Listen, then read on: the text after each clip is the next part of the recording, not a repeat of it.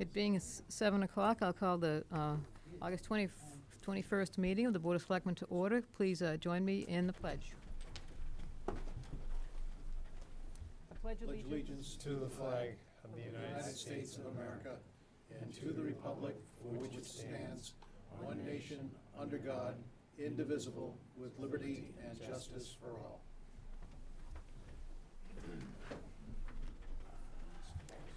Thank you. And I just want to announce that this meeting is being televised live and also taped for rebroadcast later by Chelmsford Telemedia. If there's anybody else in the audience that's audio or video recording, please let me know at this time. Okay, nobody? Thank you. Okay, we have a couple public service announcements this evening. Do we have anybody for either one of them, Paul? Or? I believe so. Okay. All right, well, I guess I can do them both then. Both events are taking place on Saturday, September 9th. First one is at 9 o'clock in the morning. It'll be a remembrance ceremony for September 11th. You note that it's a couple days before September 11th. Basically, that is for scheduling purposes. It's a lot easier to get a group together on Saturday morning than it is on a Monday afternoon, unless it's for a selectmen's meeting. So 9 o'clock Saturday on September 9th, 9/11 Remembrance Ceremony, which will be held at the 9/11 Memorial in front of the fire headquarters. And then at 1 o'clock, there'll be the grand opening of the Marjorie Scaboria Greenway, which is next to the library, right next to the new carriage house that was dedicated a few months ago. They'll be dedicating the green space around there and talking about all the people that have made donations and have a little program to thank those donors and possibly have a little parade of kids marching through the Greenway. So that's at 1 o'clock on Saturday, September 9th at the Marjorie Scaboria Greenway. Okay, that brings us to open session. Is there anybody here that would like to address the Board of Selectmen this evening about any topic on your mind? Okay, we have none, so we will go to committee vacancies. Laura? Committee vacancies as of August 21st. There is one vacancy on the Bicycle and Pedestrian Advisory Committee, 2 vacancies on the CCA Advisory Committee, 1 on the Center Village Master Plan Implementation Committee, 5 on the Civic Committee, 2 vacancies on the Community Action Program Committee, up to 21 vacancies on the Cultural Council, 2 vacancies on the Energy Conservation Committee, 1 on the Historical District Commission, 3 on the Holiday Decorating Committee, 1 on the IT Capital Advisory Committee. All applicants welcome for the Parade Committee. 1 opening on the Permanent Building Committee, 1 on the Personnel Board, 5 on the Public Celebrations Committee, 1 opening on the Recycling Committee, 5 new openings on the Roberts Field Advisory Committee, 2 openings on the Sign Advisory Committee, 2 openings on a new Skate Park Committee, and 1 opening on the Tree Committee. If you're interested in serving on a board or committee, please apply on the town's website or contact the town manager's office. Thank you. Thank you. Okay, we have a public hearing this evening for Morton Jaguar. Anybody here for that facility?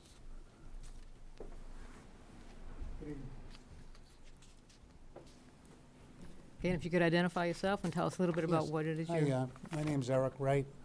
I've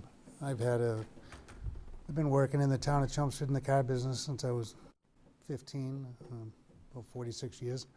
And I'm trying to transfer my license from Oak Street over to Vinyl Square, Paul McGovern's place. It's the main place right in the center there. And it's currently, he had a 15-car license there, and mine's 10. 10 is fine. I don't want to expand at this point. That's, that'll be fine for me. And I've had no problems in town over the years. Okay, I was a little confused on the application. Some places it called it 1 Princeton Street, and some places it referred to as at 9. What is the Oh, actual address? The address is 13579. That one Okay. property has got, I didn't, this, I mean, he's had the place since, the beginning, and I don't know how that all works, to tell you the truth. Paul's would be with me this evening, but he has a illness in the family that he's been dealing with, and so he could answer more questions about that. If you had any, I could Okay. relay them.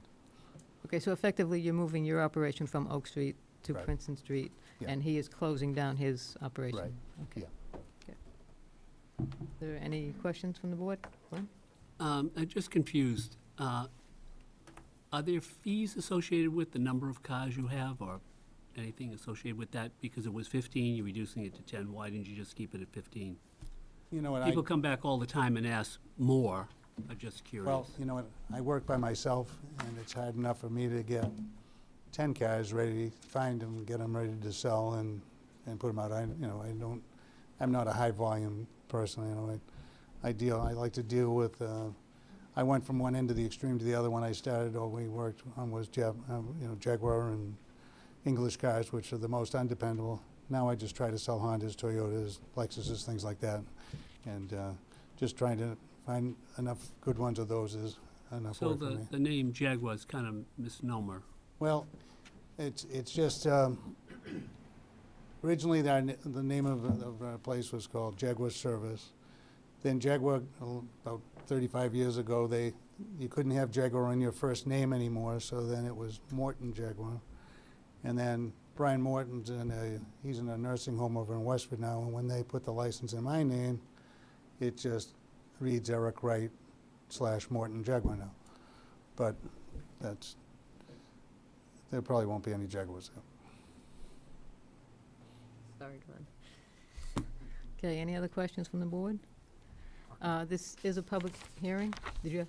The other thing is you're needing a parking plan, Oh, I do have, requested a parking plan, I, just for the board, because yeah, guys, listen, this was from Google, okay, can I approach you? bring guys? it to the chair. What? I'm just about as good with computers as I am with cell phones. And, the swimming pools were actually when they were repairing the roof, I guess, at one time. Oh, okay. I asked them that, but I just, this is 10 cars here, and I just put them facing the street there. Okay. This is pretty high tech. I'll pass that around. And that's where the 10 cars for sale would be, where those are? Okay. Okay, while we're looking at that, this is a public hearing. Is there anybody here that would like to speak either for or against this application? Okay. Anybody else want to see that? Actually, that's yours. Okay. Thank you. Okay. I'd like to make a motion to close the public hearing. I'll second the motion. Okay, any discussion about closing the public hearing? All in favor? Aye. I make a motion to approve the transfer of the application for Class 2 license, Class 2 auto dealer's license for Eric Wright Morton Jaguar to be exercised on the premises at 1357 and 9 Princeton Street in North Chelmsford. I'll second the motion. Okay, we have a motion and a second. Any further discussion? All in favor? Aye. Okay, good luck. Okay, thank you, appreciate it. Okay, we have another license for a change in manager for Hong and Kong Restaurant. Do we have anybody here?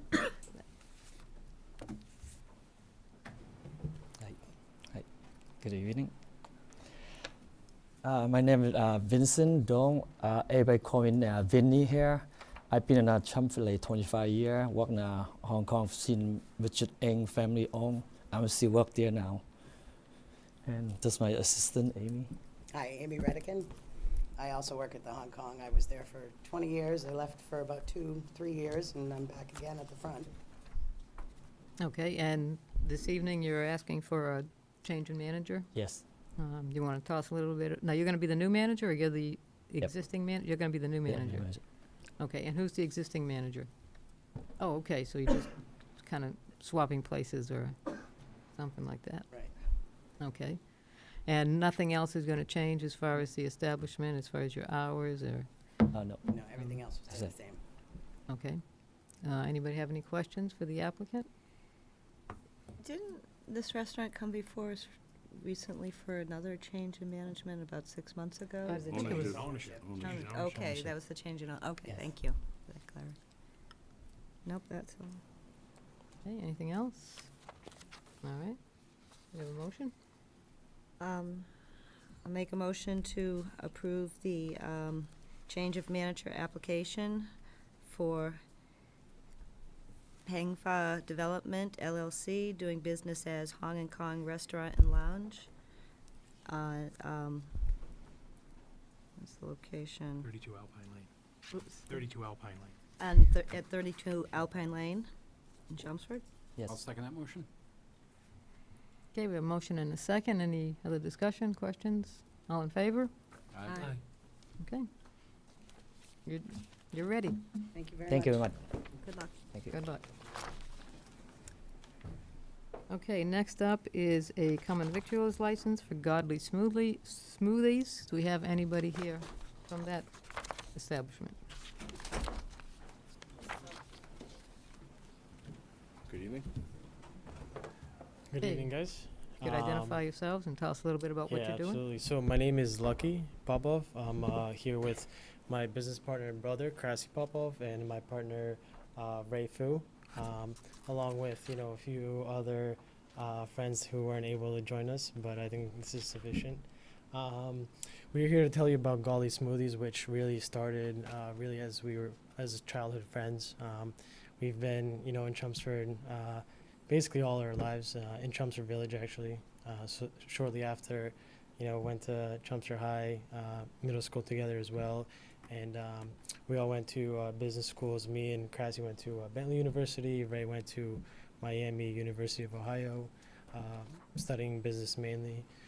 In college, we started a business mainly focused on a B2B charging solutions, which is also actually run out of Chelmsford right now, but it's more B2B.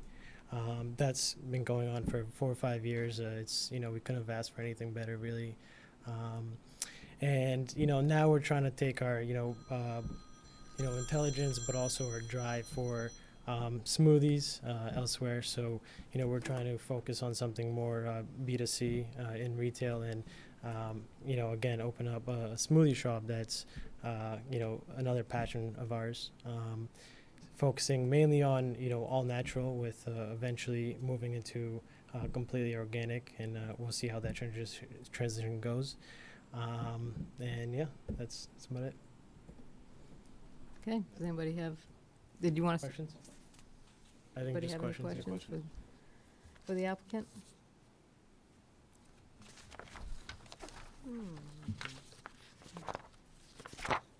Now, I noticed that you say on the application it's for 24 seats in the, 24 seats. but I don't see in the layout where 24 seats. A few of the seats on there would be benches for 2. Okay, So roughly right here we have 6 to 8 for this weekend table right here. This bench right here would be 2 more here. There's 6 along this wall right here, and then these are 2 each. okay, I didn't know that bench out front was for seating too. Okay.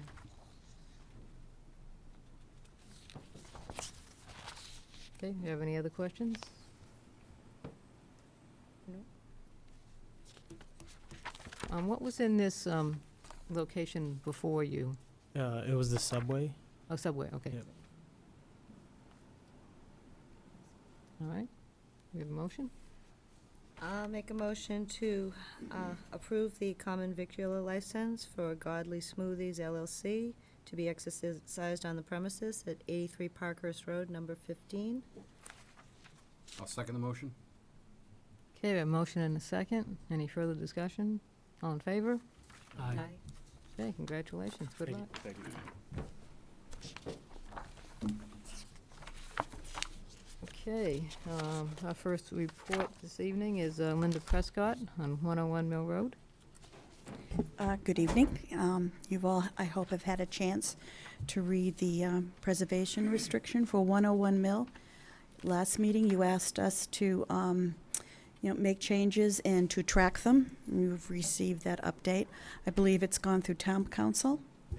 Yes. And I believe they approved it. Historical Commission approved this last meeting. So it's up to you. Questions? Anybody have any questions? I have just a quick question for you. I noticed in the front you struck where it said 30-year renewable, but in the back it says 30-year. That's correct. That was a change that was made by town council. And I assume it's just for the make sure the document. I'm not sure which portion you're looking at. Oh, in the third page, it's in several areas, you struck 30 years renewable out in 4 different areas. But then on, close to the very last page. And also on the first page, it still Where says, is it? the very first page. Every place I made here, like Where is 30-year 30-year renewable, renewable? that was struck. It's titled Page. 30-year renewable. All right, so the title page, it's there, but it's struck throughout the document. Right. And it's struck throughout the document But until then we you get to the actually last inserted page. it under the amendment at the end. I have no idea who did The that. We first- didn't, yeah. but I figure it has to be somebody at I council. don't, I'm not sure that I struck that. I had a question when I reviewed it as to whether or not the intent was for it to be a 30-year renewable restriction or whether it was supposed to be an actual historic preservation restriction. Town manager, though, informed me that they were not able to get Mass Historical to agree to take this as a permanent historical restriction. So that's why it says a 30-year renewable. So it should say 30-year renewable. It does. Okay, so yeah, I guess I would second Ken's question, though, why it was stricken in those three or It four. needs to be unstricken, right? Yes. Is that what you're It saying? would need to be Okay. unstricken. All right. And then on, Go ahead. Sure. on page 4, you say, except a satellite dish placed on the L. Correct. Is that shell or on the? L, The L of the that's that building. extension on Oh, the okay. back. You're actually spelling out the letter L? Yes, that's how he Okay. spells. All right, just making sure that's right. Okay, I thought one of the things, too, we talked about was the landscaping, to have, I guess, not as strict, and it doesn't seem like that was done. We removed the part about the bushes and everything, but restrictions such as this do require that, the property be maintained, it be kept, mowed, Uh-huh, things like that. That the trees don't get too big and fall in the house or something. That's the type of landscaping. It said nothing about the bushes. That apparently it will be on the town piece of property. okay. And, I mean, I don't remember exactly where I saw it, but I thought we were gonna really concentrate on the exterior, and I think there were still some references to the interior. We always pull out important interior aspects. And if you read it, it says, these things should be considered. They're not protected, but these are defining features for a house that is federal. And just want people to know, the owners know that, that the fireplaces are the originals. And if it, we have no control over what they do, but that way they know that they are important features. Remove the staircase. That's not the original staircase to the house. The original was a circular. Now, if somebody wanted to come in and put the circular staircase back in, we'd be very happy. But basically, it's just pointing out what the features that are left that are original to the house. Okay. I mean, I guess I just, I thought there would be more differences than what we saw, to make it a little less burdensome to whoever the purchaser would be. It almost seems like we're getting stricter every time we look at it, rather than less strict. I think we've removed a lot of issues that like landscaping, the bushes. There's some, changes as into making it more definitive. Basically, the responsibilities really haven't changed. Okay, Just wording. It's very much what Mass Historic uses. mm-hmm, So, okay. Do you have any other questions, comments from anybody? A lot of work into it, thank you. You're welcome. So do we want to vote on it tonight, or clean it up a little bit more with those changes that we mentioned? All you have to do is hit the button and it's I- in the final. I thought they did a nice job in generally making it, I thought it was a little bit simpler. I would assume anyone who's buying it is probably pretty accustomed seeing this kind of language, or would have an attorney who would see this language and be able to advise them, this all says this, but really what it means is this to someone. Anybody that's interested in purchasing the building is welcome to have a conversation with the Historical Commission. We were very happy to discuss that with them, because we know, looking at all that paperwork can be a little daunting. We're very happy we'd like to establish a relationship with the person that will buy that building, just so they know we're not so scary. So if we were to have this as part of the RFP, it would be noted that it would be negotiable. Is that accurate? To some extent? Maybe to some extent, Okay. but this is pretty much, it's what Mass Historic does. This is pretty ordinary. Mhm. I don't know. I mean, we could have a conversation and see where it takes us. Okay. And again, the property be limited for single or or two-family Right. use. Yes, Right. yes. 'Cause that did make it into this Right. online draft, but Linda and I corrected that. Yep, so Okay. Is it customary on similar properties that have these restrictions that you do have a dialogue with the owner on a fairly regular basis? This is really only the second one that I've actually followed through to the end. And the only other one was 19 Maple Road. And yes, we do have conversations with, with Bob Morse. And the other one actually is the Dunkley Farm. And the gentleman that owns that property actually is a preservation carpenter. So he's very familiar. We've had some conversations off and on about the barn. It's customary, we try to keep these conversations going. I mean, we're a resource. That's what we consider ourselves. We don't particularly like to be policemen, but we like to be resource people. And I will say, now that I've sat through several of your meetings, they are very approachable, open. Everybody I see go before them, they work well with them. You have tons of books and recommendations, and kind of walk people through the process, which is nice. Yeah, we try. I don't see any reason why we can't vote on it tonight. Okay, do we have a motion? Subject to the unstriking the 30-year. Correct. Yeah. I make a motion to approve the 30-year renewable preservation restriction agreement between the town of Chelmsford and for the 101 Mill Road property, with the changes that we're going to undo the unstricken the 30-year renewables, page 3. And clarify the Any language place as that a single or it's- two-family use.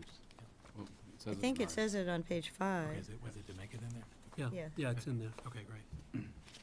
Yep. I'll second the motion. Okay, we have a motion and a second. Any further discussion? All in favor? Aye. Okay, thanks. Thank you. Thank you, Linda. Okay, next up is Sam Chase to talk about Charter Review Committee recommendations.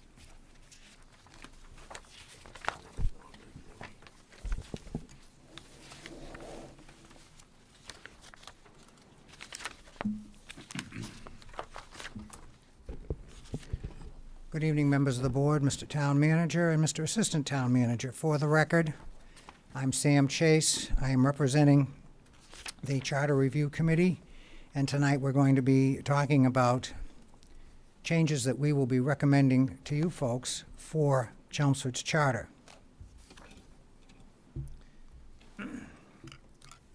Back in June of 2016, you folks appointed the Charter Review Committee, consisting of 9 members, and they're listed here. We have 6 of those members here this evening. And I would invite the members who are here, if at any point during the presentation they feel that they would like to contribute, have anything to say, to come up to the podium and do that. You notice that there are 9 folks listed.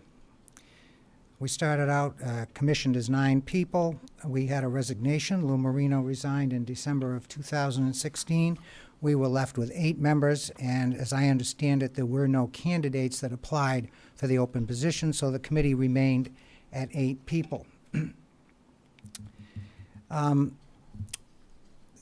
What is a municipal charter? Well, according to Mass General Law, Chapter 4, Section 7, this essentially is what the charter is, and it is really considered Chelmsford's constitution. Next slide, please. The charter was adopted in 1989 and voted in by the voters, and it made a number of changes in the town government. Before the charter was enacted, our governance was similar to that of a very small town. We had an open town meeting, we did not have a town manager, that kind of a thing. So several things changed by the adoption of the charter. The Charter Review Committee is established to actually review the charter every 10 years, which is the recommended review cycle. Next slide, please. So since June of 2016, the committee has been meeting roughly twice a month. We have reviewed the charter, and we are going to be recommending some changes that, in our opinion, will make the charter better. We're also, at a later date, we will be giving you a formal, full report with attachments and things of that nature. We're also going to be providing some supplementary recommendations or advisories that will not change the charter language, but will be considered supplemental and advisories to the board as to how they can carry out their mission with regard to certain aspects of the charter. It's important to note, and I know you folks know this, but I'm making this statement primarily for those people who may be watching us. The Charter Review Committee really has no power other than to study and to recommend. So once we've presented our recommendations to you folks and have submitted our final report, really our job is done. We don't have any power or authority to implement any of changes. That power rests with the Board of Selectmen, with town meeting, and ultimately with the voters. The first thing we did, as any good committee does, I guess, we adopted a mission statement, and we spent quite a bit of time with this because we wanted to get it right. So here it is. Obviously, I'm not going to read it to you, but I think the important thing here is that committee members felt very strongly right from the beginning that we wanted this process to be as open and transparent as it could possibly be. And I think, and I hope the other committee members will agree with me, that I think we achieved our goal. We did a couple of things in the form of outreach. I remember coming before the board at the time we were constituted, explaining who we were, what we were going to do, when we were going to be meeting, and inviting anybody to participate during the open session portions of our meeting. I remember going on Chelmsford Telemedia, and I remember doing a presentation before town meeting, a brief one. So I think we accomplished our outreach. It certainly was out there that we were in session and doing our work. And we did get quite a bit of public input, for which we were very grateful. Now, what process did we follow? I remember at the very beginning, I think it was the first meeting we had, one of our committee members, Dan Burke, said, I intend to read the charter line by line. And that is exactly what we did. We did a line-by-line analysis. We reviewed the charter. We did any research that we needed to do to help us in forming our conclusions. We subjected the entire charter to analysis. We had very healthy discussion. We had some pretty healthy debates. And then we took our actions, which essentially were votes. It's important to note when you go through our notes to see what it is that we did do, there are sections, many sections, where we didn't take votes. We did not take votes where there was no sentiment or no expression for a desire to make any changes in the charter section. If it was apparent during our discussion that there really wasn't any sentiment for doing that. No change to the charter, so no reason to vote. If it wasn't clear, or if it was obvious that there was some disagreement as to what we ought to do, or even if we had a sense that there might be, then we did take votes. Even on some sections where there will be no change, you'll notice that we did take some votes, and what that means is it wasn't quite clear from what the sense was from our discussion. And as I indicated before, we will be presenting a final report to the committee, which is more comprehensive than this particular presentation. So the balance of the presentation is divided really into two parts. In the next several slides, we're going to talk about those changes which we would like to recommend to the board. And it's hopefully we've tried to make this easy for you to follow and digest. So you are given the original charter text in black type, and any changes are in italicized text, and anything that we want taken out of the original charter is a strike-through. Okay, so that's how you read this. Next slide, please. So we'll just run through those sections of the charter where we are recommending changes. Section 1.2, a simple change to put Chelmsford Home Rule Charter in quotes. That's consistent with the balance of the charter, so that's just a change for consistency. It really doesn't change the meaning. Next slide, please. 2.3, town meeting membership. We had quite an extensive debate on the composition and structure of town meeting. We decided not to make any changes to this section. We do, however, recommend that we add a new section, Section C, and Section C, as you can see, addresses the process for incumbent town meeting representatives to be elected. That currently is not in the charter. We felt it would be helpful to have a section referencing that process.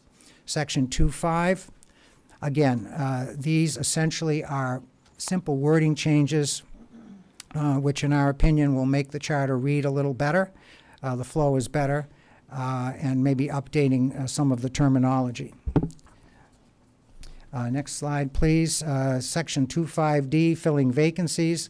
We decided to take out the sentence that talks about a minimum vote requirement of getting 10 votes for a write-in candidacy for town meeting. This was a fairly extensive discussion, and I guess the driving factor here was that in the last several years we've had trouble filling town meeting rep positions. So with that thought in mind, it didn't make a lot of sense to us to establish a threshold for the number of votes a person needed to attain to be a town meeting rep in that circumstance. Section 212, again, more essentially a cleanup language here, not really changing the meaning or the intent of the section, but sort of bringing it into the 21st century where we now have the ability to watch the meetings on TV. We don't necessarily have to show up in person if we want to see the meeting, and also the ability to have materials sent to us through electronic media. So these changes recognize those things. Section 212, no change here, other than a change in reference to the open meeting law, which has changed since the last time the charter was reviewed. Section 3.1, elected town officers. Obviously, we have to take out the sewer commission because the sewer commission no longer exists, so we're recommending that we do that. As you'll hear in a few minutes, we're also recommending a change in the elected status of the constable. We will be recommending a change to an appointed constable. So if you folks decide that that is appropriate and you want to put that on the warrant, then in that case you would also remove the constable from this section. Section 3.9, sewer commission. As I just said, there is no longer a sewer commission. We left this intact here, and you can decide how you want to handle this, but one of the discussions we did have during our meetings was whether or not we should just take things out of the charter if they no longer apply, or should we keep them in and make a reference for historical purposes, and the committee felt strongly that we should do the latter. So again, this is something that you folks can discuss with town council should you when you address that particular situation. Section 310, this is fairly substantive. We had a request from the town manager and the chief of police that we consider making a recommendation to change the constable's position from an elected position to an appointed position, and I would like at this point to simply stress that this has absolutely nothing to do, up until this point in time, with how that office has been handled, and it certainly has nothing to do with the incumbent constable, who I believe is doing a very fine job. That is not the issue. The issue is the potentiality of what could happen in the constable's position, and the chief of police and the town manager and the committee felt very, very strongly that we ought to take the chief's recommendation that the constable be made into an appointed position versus an elected position, because unbeknownst to many people, the constable still retains, under Mass General Law, a considerable amount of police power.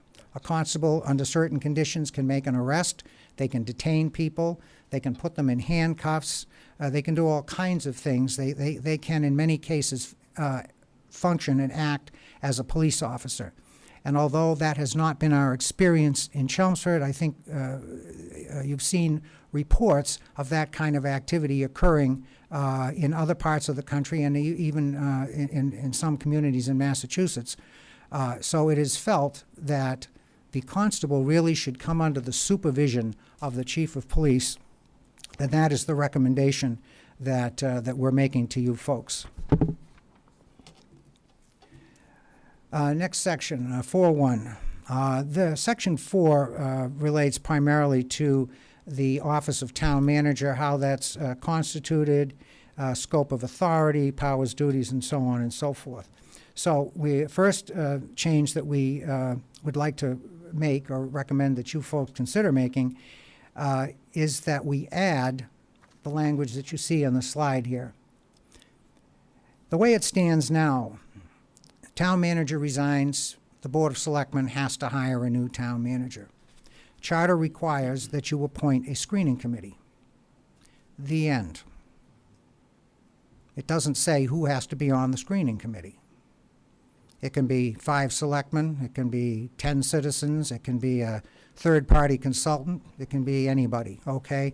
We thought it was appropriate to make a clarification here, in our opinion, that the screening committee should include a selectman component, and most certainly should include town residents. So we're recommending that you consider adding that. Okay, section 4.2, powers of appointment. We've already talked about the constable position, and this would be a change, a suggested change, if you decide to go that route and make that recommendation to town meeting. You can skip the next slide. Section 4.3, administrative powers and duties. Section B, we want to change the word regulations to policies. We feel that is a more appropriate description of what is done. Regulations generally are enacted either by bureaucratic agencies or in some cases legislative authorities. So really what's happening here is we're making policies. So we want to make that change. Section 4.3 continued. Section D, we feel it's appropriate to add just those few words to this section to make it clear that if the town manager is not going to attend a meeting of the Board of Selectmen, he must be excused by the Board of Selectmen. People may think that's inherent, but it's better stated than left doubtful. Okay, let's go to slide 24. Section 4.3, administrative powers. town manager is responsible for the maintenance and repair of all town facilities except for the custodial services in the school facilities. The committee wanted to make that change. We feel that that reads a little, it's a little bit clearer than the language that currently exists. Now, the balance of that section, J through R, as you see, we're not recommending any changes, but what we are recommending is that that entire section, which ranges from A through R, that lists the administrative powers and duties of the town manager, be reordered. In other words, put in a more logical sequence flow. So the next few pages do that, okay? And rather than what is done in the current charter, which is, it looks like those things were spelled out in the current charter as people were talking about them, they added them to the list, and that's pretty much the way it reads. So what we thought is we would take that list, not make any changes by way of additions or deletions of the particular things that are talked about, but simply reorder them in a more logical sequence. So we've grouped them into supervisory functions and administrative functions. So we're recommending that that entire section be reordered as shown on slides 25, 26, 27, and 28. Section 4.5, slide 29. The committee felt that it would be appropriate to add that language, as you see there, to make it clear under the charter that the term of an acting town manager can be renewed.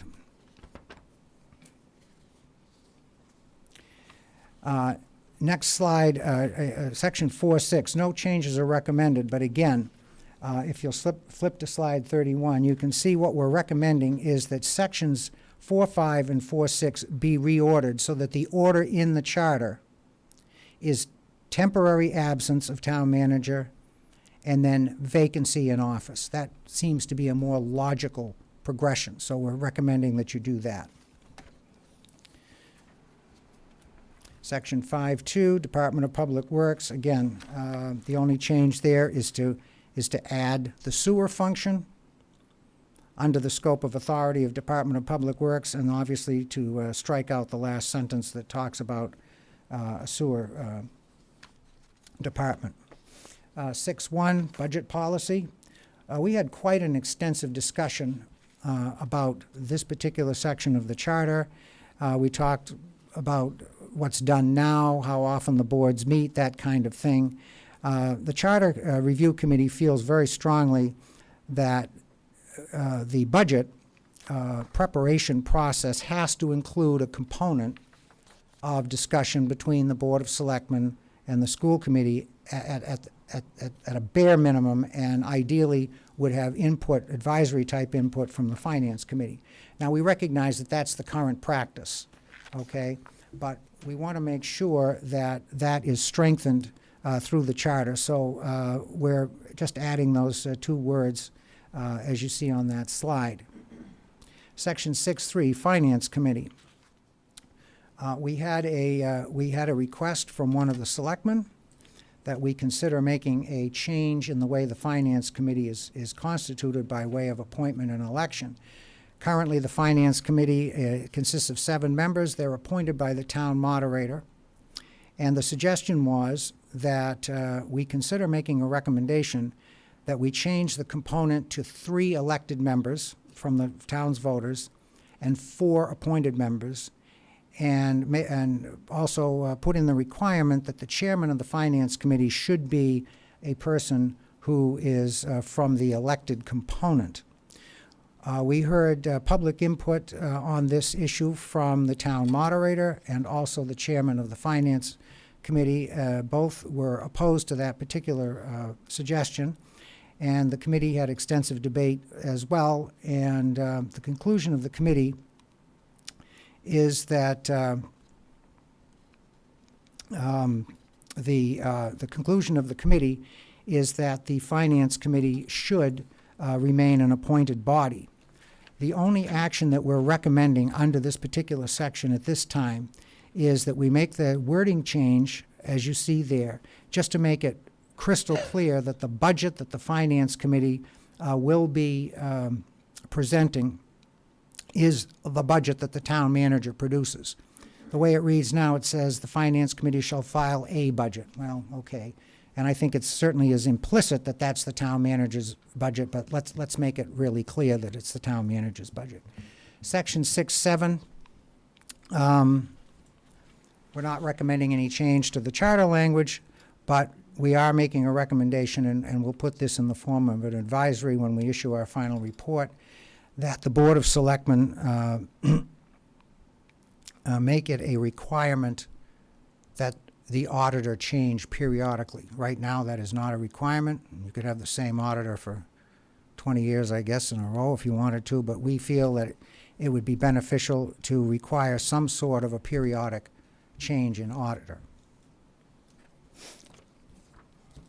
Section 7.4, definitions. The discussion of the committee was that we felt that the definition section was fine, but we did want to add a definition for the word officer, which is a term used throughout the charter.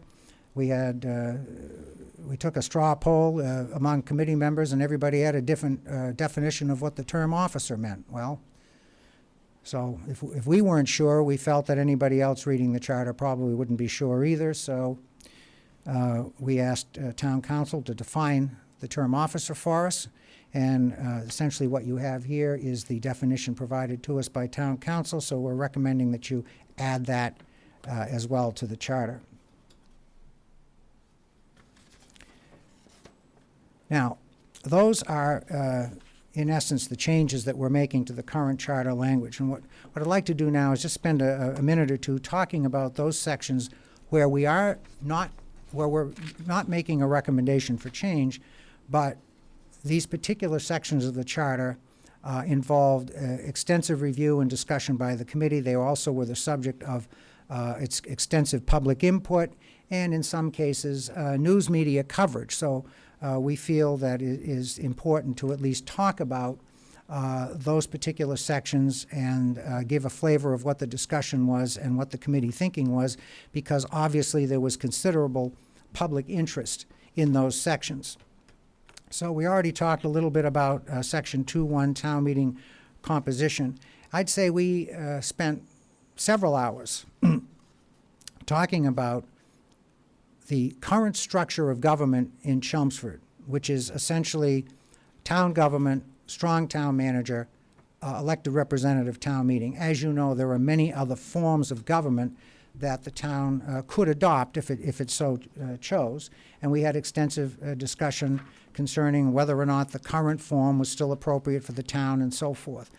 We also talked about the town meeting, whether 162 members is the right number of town meetings, whether it should be 9 precincts.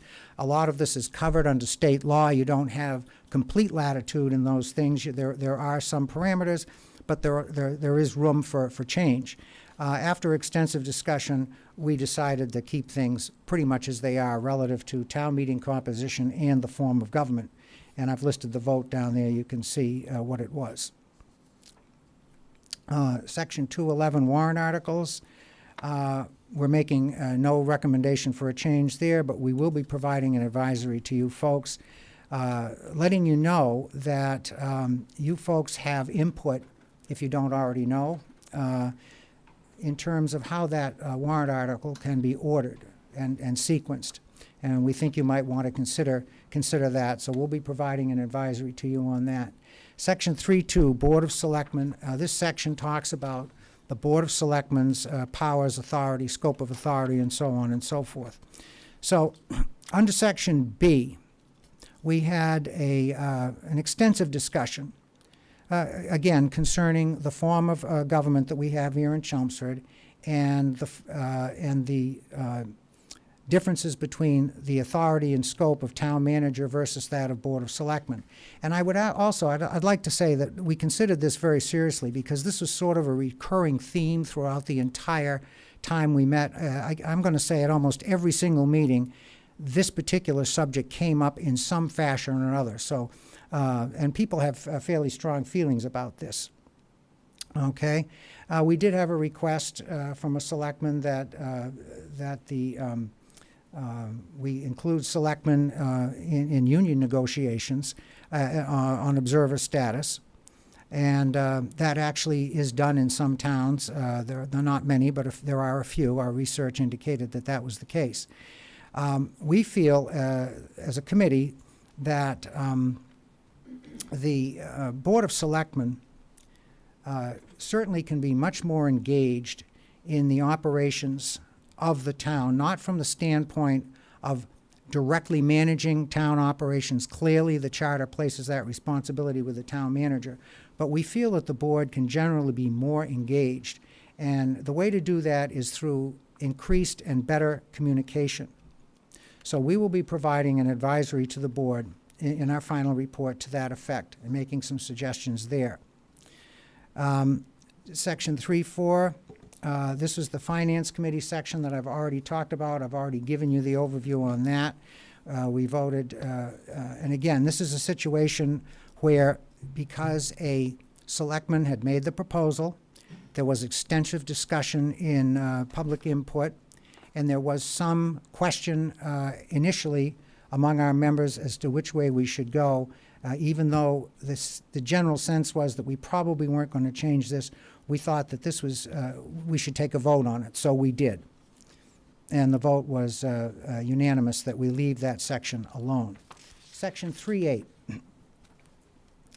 This is a situation where the town manager came before us and made the request that we consider recommending doing away with the elected cemetery commission and transferring those duties to the DPW.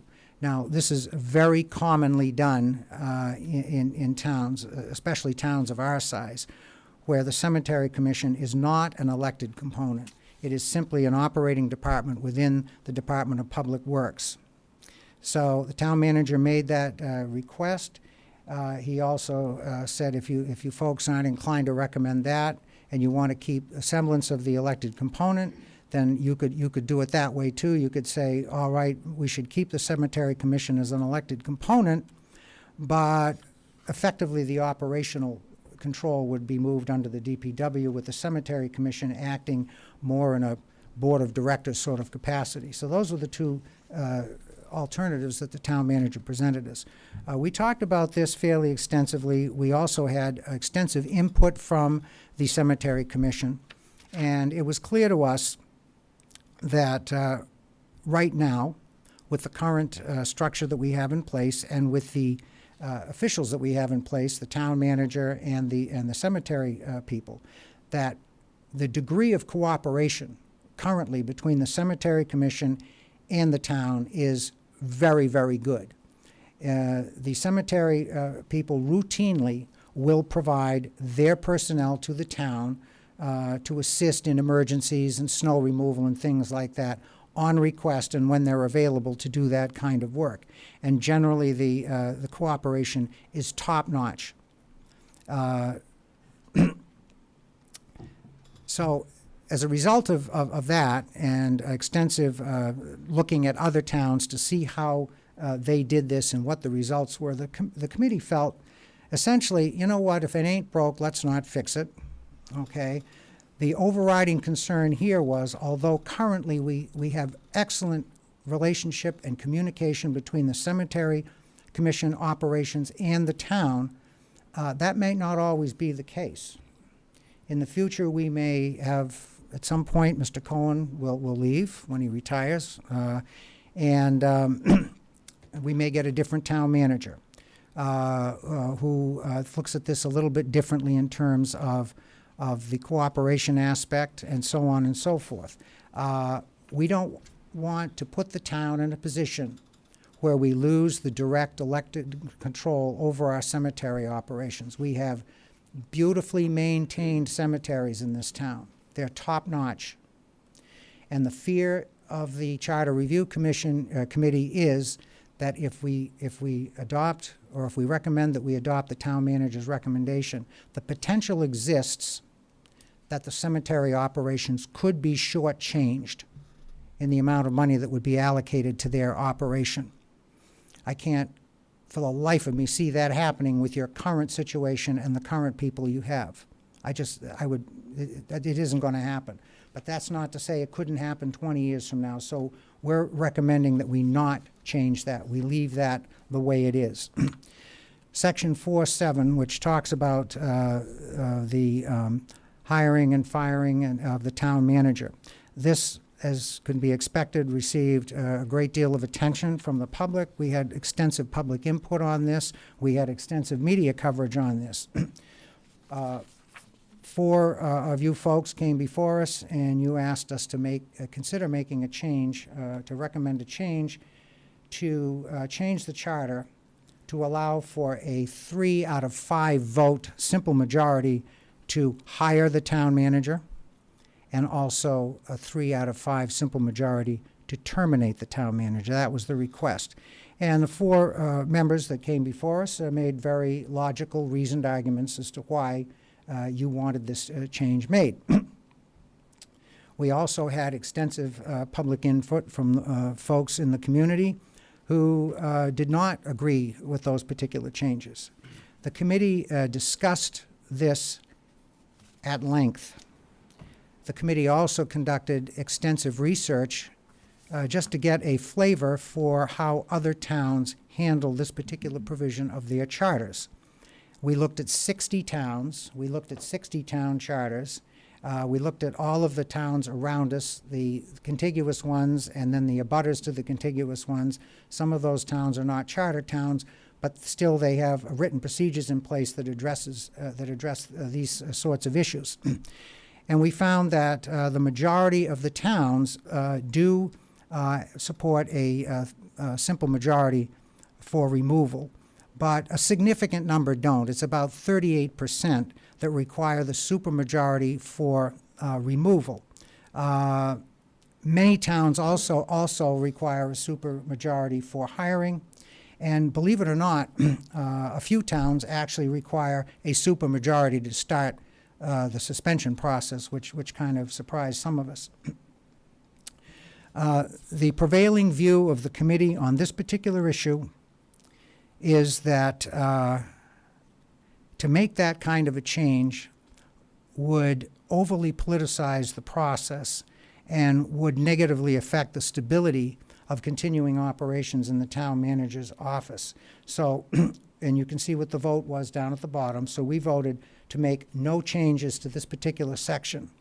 And for many of us who felt that there has to be a democratic component to this, referenced by a simple majority type situation, the suspension process in our charter is a simple majority vote, and that stays. We're not recommending that that be changed. So it takes a simple majority to start that process, and the committee members felt, even the ones that were in favor of the supermajority to hire and to remove, felt that the simple majority vote to suspend is appropriate and does address somewhat, at least, the concerns of those that favor the simple majority as a more democratic process. So we're recommending that not change. Now, Section 8 through 5 relates primarily to transitional provisions, and this section was written at the time of the original adoption of the charter, and it largely talks about, okay, what happens in the transition process. Well, it's been 28 years since the transition, so we probably don't really need this section anymore. And we did discuss it with town council. Should we take it out? Should we make changes? What should we do? And town council said, well, you know what, we're not going to do your job for you. You look at it, you make your changes, and then we'll review it. That's fine. So we had an extensive discussion on this particular part of the charter. And the consensus of the committee is that why don't we leave it in, and it can be footnoted as appropriate going forward. And the reason we want to do that is for historical purposes, so that anybody picking up the town charter without having to go back and look at other documents and do cross-references and so forth can see what the history of the charter is. So we felt it was worth probably leaving that section in.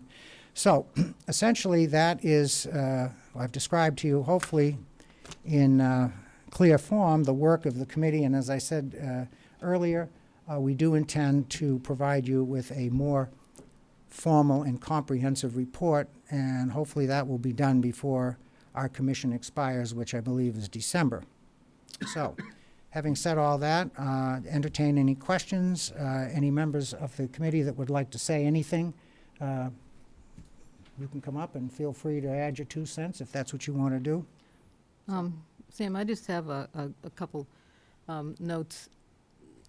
You did a great job, very comprehensive. As far as what to put on a town meeting for town meeting reps to vote on. I mean, it would be my expectation that we would accept the recommendations of your committee.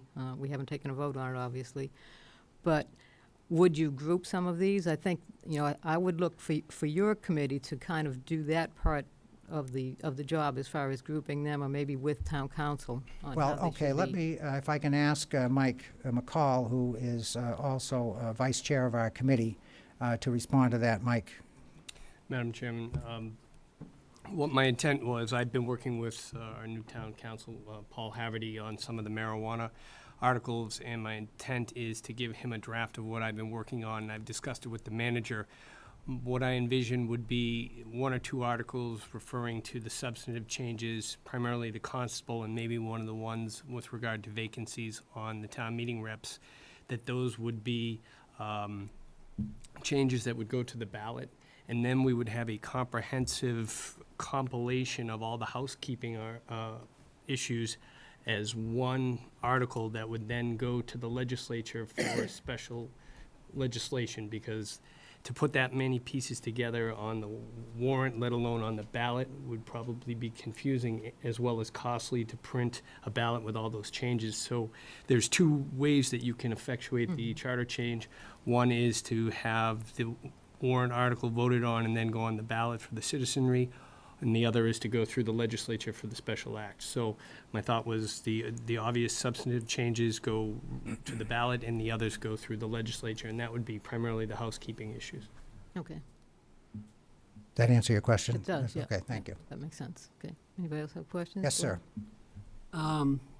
First of all, let me congratulate you and your committee. Obviously, you did a yeoman's job on this. Thank you. We appreciate it. And I think most town people would recognize that.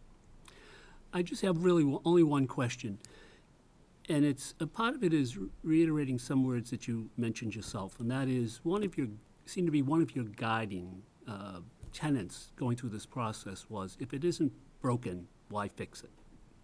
And you mentioned that just a few minutes ago, and that relates to the constable position. You know, I haven't heard anything of why it's broken. It's about fear of potential future action, but I haven't heard anything about why it's broken. Is there any argument there? I mean, if I could just Go ahead. kind of jump in right here. As I said, I mean, I would think that we would accept their recommendations for what to put on the warrant as far as potential changes, and I think the time for discussion would be when we would be making our recommendations But- for warrant articles.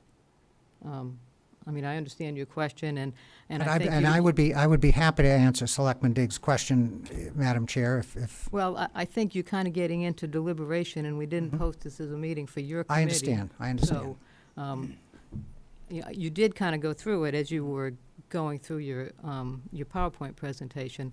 If you wanted to give a brief explanation, that's fine. Well, just briefly, very briefly. I guess when I said, if it ain't broke, don't fix it, I probably should have added the caveat that applies at least to this particular section that we're talking about, which was cemetery.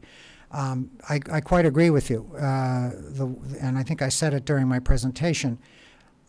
I don't think there's any instance, we certainly couldn't find any instance, where the constable position was abused under the current structure. The concern is more that it could be abused, and constables do serve other kinds of process other than posting town warrants and things like that.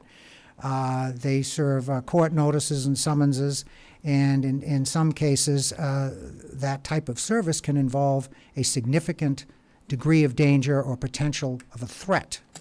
For that reason, we felt it was it made perfect sense from the standpoint of the safety of a constable, the safety of people who are involved in that service process, and quite frankly, the town's liability, that the constable be appointed based on a list of suitable candidates that would be provided to the town manager by the chief of police. So these people would be properly vetted and make sure that they have all of the qualifications, and that the law enforcement agency in town is comfortable with that choice. So that really is the basis for our recommendation. Could I add, Madam Chairman? In researching this for the committee as well as in talking with the police chief, under the current statute, there's no requirement for any training or certification of a constable, nor is there any requirement that they coordinate with law enforcement if they're going to exercise any of those law enforcement duties. And the towns that do have appointed constables often have policies and procedures which outline the necessary training requirements and any coordination with law enforcement if they choose to exercise those authorities for arrest or serving certain types of papers, procedures, detainers. Okay. Thank you. Just a question on that. So would that mean if we were to go forward with this change that our current constable is not really qualified? Doesn't mean that at all. I mean, we're talking about making a charter change, which I believe would apply to future action. So I would anticipate that, the present constable would serve under the elected authority until such time as the provision, charter change would take effect. Is that correct? The other thought was, once the charter change goes in effect, he serve out his term, that it Correct. could be written that way as well. Right. Yeah, there's latitude there. We're not making any recommendations as to how you should structure that, just really that the position be moved from elected to appointed. Okay, I was just hearing a lot about police training and things like that, and now I'm just trying to, so we're actually looking for a whole different kind of person in that role. Not necessarily, and I don't, maybe I didn't mention it during the presentation, but one thing that we would recommend to the committee is that you consider adopting some limitations to the scope and authority of the constable that would be consistent with mass law, and I'm sure that Mr. McCall would be happy to help you with that kind of language. To understand procedure, when are we going to debate or discuss or? Well, there's a couple opportunities we would have. At our next meeting, we'll have a draft for the town meeting warrant, correct, Paul? We have tonight's meeting. You're scheduled to sign the warrant at your next meeting on September 11th. Okay, so we would sign the warrant at our next meeting. At a subsequent meeting, we would take votes on each of the articles for our recommendations. That would be, I think, the time that when we would have a comprehensive discussion about pluses and minuses of how we would vote on those particular issues. Mike, can I ask you one question? The constable or any of his assistants, how many times does he have to have his, his service signed for? He can just leave that without any face-to-face interaction with the person who's being served. Am I correct? I'm not familiar with process server here in the Commonwealth. Certain things I believe you can just leave, others you have to have in-person service. Does that require a police officer? I guess the question would depend, and I think one of the concerns is if you're serving, and the ones that have been brought to my attention are really in a domestic situation, and that's where law enforcement would be looking for some coordination. Those tend to be the most difficult calls that law enforcement go to, and if somebody was serving paperwork in a domestic situation and there wasn't a coordination with law enforcement, if something went wrong, there would be the issue of response time to help the constable or the deputy out. That would be above, mostly above, wouldn't that be above the constable's duty, Paul? Wouldn't that be more with the police If they're department's duty? If they're serving civil process on divorce or Right. family relations. Right, they're not doing constable. criminal work, No, most of them. they're doing civil work. Right. But often involves domestic situations, which I think is what the concern is, and I think the response from the chief was he'd like to have those situations coordinated. And that's often, in the towns where it is appointed, that's generally what you see happening, is the appointments come through the police department, and the actions are coordinated with the chief. And I think what the chief's concern is, and he'll come, obviously, when you consider this, is, again, we just want to make those safeguards to make sure that those things happen. It's not meant as a critique on what's happening today. It's meant to be a safeguard for the future. Thank you. Any other questions for Sam? Thank you very much. We'll be You're very looking welcome. forward Thank to you your very much. report and Looking forward to those warrant articles. Okay, next on our agenda is Town Manager Bid Awards. Yeah, thank you, Madam Chair. I have two items for the board's confirmation this evening. The first one is for solid waste disposal contract. Our current agreement for disposal of solid waste expires at the end of this fiscal year, which is June 30th, 2018. That's at the Covanta facility in Haverhill. We are part of an 8-community consortium for solid waste disposal, meaning the tipping of the solid waste that's collected at the trash to energy facility in Haverhill. The consortium put out an RFP, received proposals, and then it was the commission's unanimous decision to advise the individual communities, because the individual communities sign contracts, to accept the proposal from Covanta for a 3-year agreement effective July 1, 2018 through June 30th, 2021. And the tipping fee price for the initial year would be $70.70. To give you a sense of how does that compare to where we are today, the current fee we have is $70. So it's a 1% increase in the upcoming fiscal year.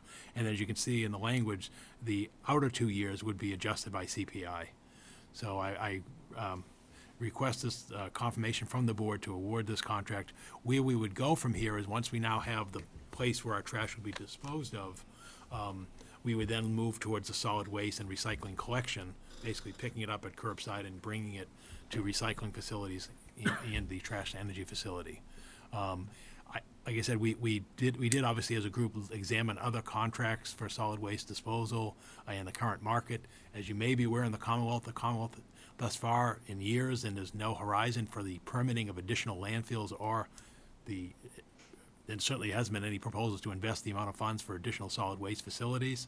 So in this region, the facilities that are trash to energy are the Covanta in Haverhill. The other one is the Wheelabrator facility in North Andover. And then there is actually a landfill out in Fitchburg that we could go to. And then the other one is, believe it or not, because of the tipping prices, some communities are actually exploring the idea of shipping the solid waste out of state by rail to other lower cost states in the country. So again, we examined everything. And again, I'd seek your confirmation for this award. The good thing is we've had an established relationship with Covanta for the last 3 years, and it's been a very positive relationship. So I would ask for your confirmation this evening. Oh, is that just a typo on Sure. paragraph 2? The agreement shall commence on July 1, 2013. Oh, yeah, it's supposed to be 18. I'm sorry, 18, yes. The 3 should be an 8. Okay, any questions for Paul on this contract? Are these trash to energy? Yes. Right. It- Basically, they burn the solid waste and they produce electricity that Yeah, goes out into the exactly. grid. Yeah, Get the money back, so they make additional money on on the the electricity as well. production, So right. actually, all we're doing is providing them with the Fuel. But believe it or not, there are limitations in terms of the market because there's so much construction going on right now that people without contracts are often encountering significant wait periods in scheduling because there's so much out there in terms of activity and a good economy. So that's one of the reasons why we went this year for a 3-year agreement as opposed to 5 years, because it is it's sort of a seller's market in terms of from the facility's location. But just what we got in the pipeline here in Chelmsford, I mean, Oh, yeah. demand is gonna be Well, considerably more, I would think, in a year or two than it is right now. right, and that's part of the discussion of one of the potential warrant articles as to whether we wish to address that. Yeah.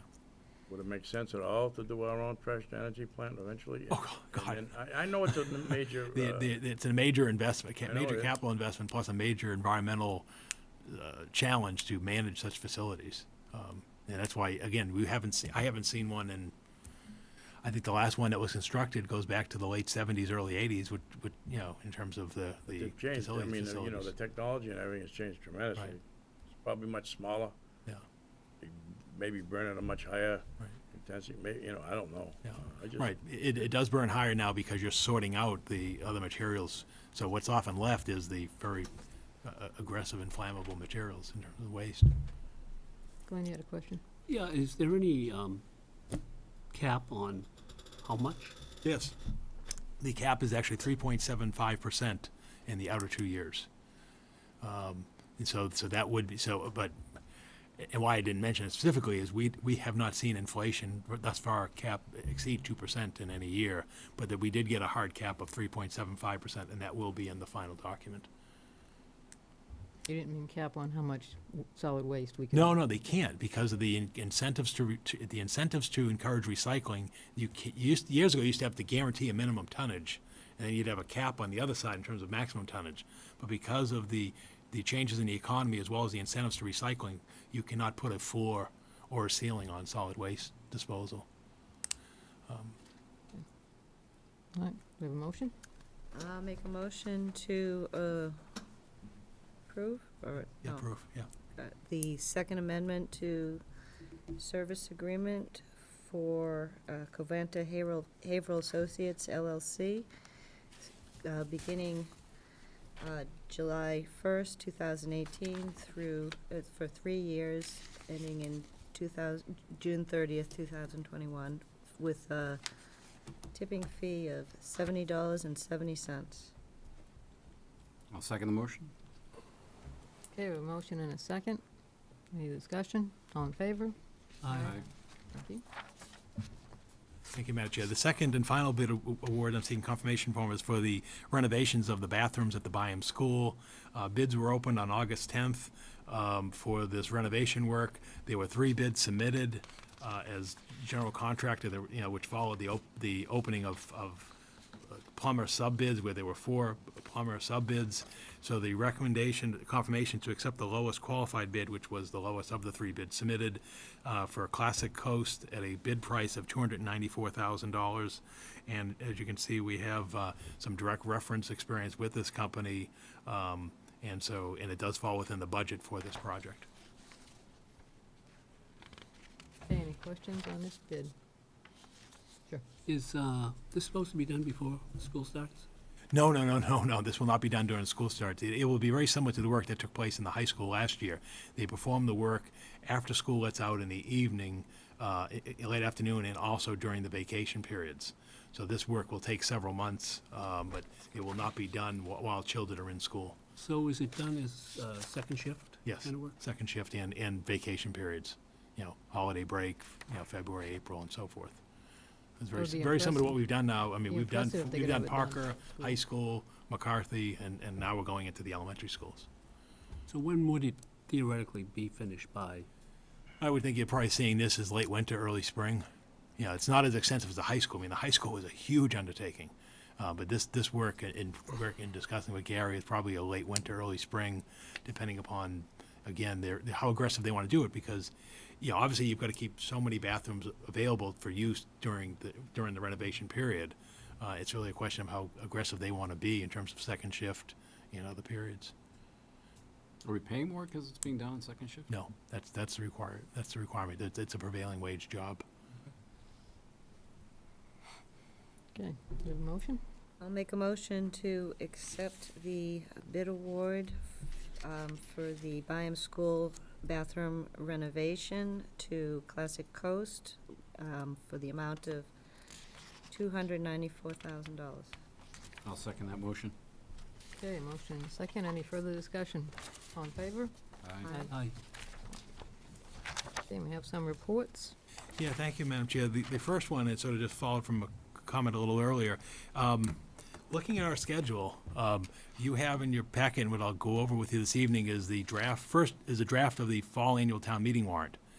your next regularly scheduled meeting on September 11th, you will be asked to sign the fall annual town meeting warrant, and then that will immediately go to the Finance Committee, which will then hold its meetings during September.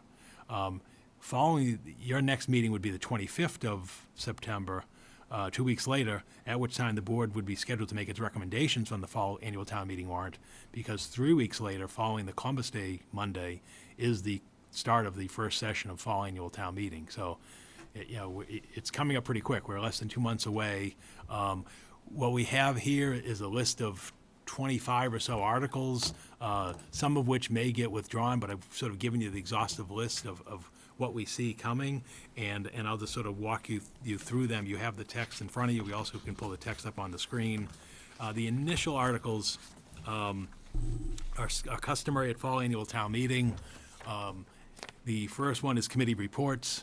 Obviously, that's a standard article, and we would have one or two reports at fall town meeting. So that's, again, there's no votes taking. It's to provide updates for items that will come before town meeting in the future. For example, the UMass Lowell Study Committee. There's no article on this town meeting warrant to address in the UMass Lowell future planning. However, it'd be appropriate time for that committee to inform town meeting of the status and their planning efforts and what's coming ahead. The second article is a housekeeping article. It regards the E-rate revenue to the school department under the provisions of our municipal accounting.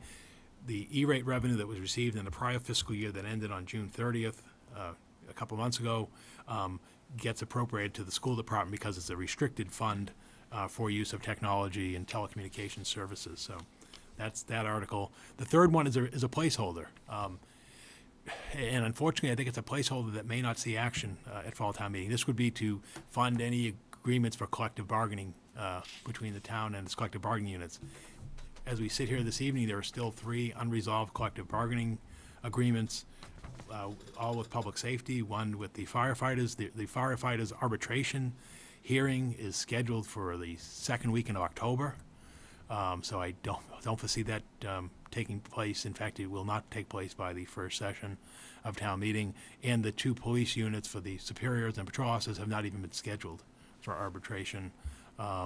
So again, I don't foresee use of this article. But again, we put it here when we begin our draft. Would some discussion of that fall under the Article 1? Were you just talking?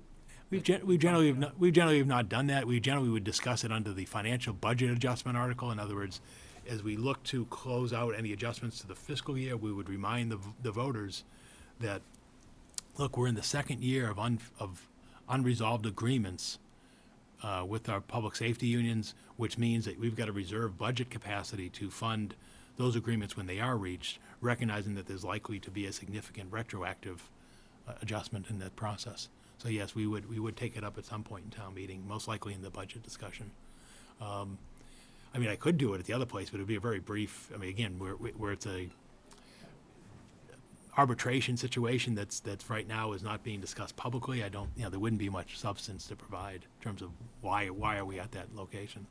The next article is to deal with any adjustments to the current fiscal year operating budget that was adopted in the spring. I think the only one in talking to John Souza and Darlene is we do have to go back and tweak the appropriations to the operating budget because and they were indirect costs because at the time we believed, based on the knowledge we had at the time and information provided to us, that we would be operating the stormwater utility, and therefore we had benefit costs that were going through the account. That no longer will take place, so we just got to clean up the votes on that so that the budget is balanced by the state, so that, for example, if let's say the benefit cost from the stormwater utility pass-through was $50,000, well, you're not going to have that pass-through, so you just got to balance that out. So, but aside from that, there's no substantive changes identified at this point in time, and that was the case last fall. We did not make any adjustments at last fall's town meeting either. Article 5 is a article that comes out of the Board of Selectmen's goals, and this would be to seek a sum of money for the employment of an economic development director or some action relative to that effort. So that is what that article is for. Article 6 is for the acquisition of the Chelmsford Forum, which would be exercising the town's option to acquire the forum pursuant to the Acts of 1998. We have this article now being examined by bond counsel, because it would envision a borrowing. And so that's what this article would ask the town to do. We have, it would be to exercise the acquisition for the forum. So Article 7 is to appropriate any free cash that was earned in interest earnings to the Sewer Construction Stabilization Fund. That's been a customary fall town meeting article. Although this year, the amount may not be significant, and in fact, we may not take any action on this article because of the actions in the bond market. Article 8 is a request for the reconstruction, expansion, and enhancement of the playground at Roberts Field. It follows the Roberts Field Committee Action Plan. This will be presented to the Community Preservation Committee this Wednesday by Bill Askenberg, who prepared the report, the presentation to you. Again, I'm not seeking to fund the entire plan. I'm seeking to fund the playground portion of the project, which, as you recall, was over $400,000. The entire cost was closer to $800,000 to $1 million. So again, one of the potential funding sources is Community Preservation Fund. That's our first stop. Article 9 is to transfer sum of free cash to reduce the fiscal year 2008 property tax levy. At this point, I don't have certified free cash. To my knowledge, it has not been closed out or submitted by the town accountant. So I don't know if there'll be action under this article in terms of what the amount may be. And it's similar to the final article, which would be Article 9, Article 10, which would be to transfer any free cash to the General Stabilization Fund. Again, that would really be for the purpose of reserving funds for the future settlement of collective bargaining agreements that I spoke of earlier. Under our bylaws, we're not able to pre-fund funds in advance of an agreement. So once the window closes for the tax levy this year, if you don't set aside funds, then you then are dipping further into your cash reserves, and so we've got to bring this around full circle. So that's what happens to Article 10. Article 11 is Community Preservation Fund, Recreational and Open Space Capital Improvement Funds. This is a replenishment of each of those two funds that the CPC uses to do small projects, and the amount of those are $50,000. So you basically have, each fund has its own paragraph and take the two items jointly. Article 12 is a request which I don't see happening at this point. This is to accept the gift of land from Winstanley Enterprises for open space purposes. The project that was recently approved by the planning board in the center, one of the conditions for that project, and it was part of the negotiations, was they were to gift a portion of land adjacent to the rail trail, between the rail trail and the Chelmsford Land Conservation Trust Bartlett Park woodlot property, which brings you to Bartlett Park.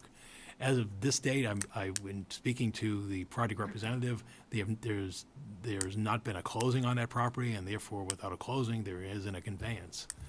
So I don't know if this will be completed in time for fall at town meeting, and therefore the subsequent article, which would be the construction of a pedestrian bridge across the brook, may not be acted upon as well. So you may end up seeing me pulling these things, and if something did break, we have in the past have called for a special within the annual if something like this happens. But we generally don't like to leave articles on the town meeting warrant that aren't going to be acted upon, because it tends to inflate the number of articles and then just gets distracting in terms of preparing the booklets and FinCom actions and so forth.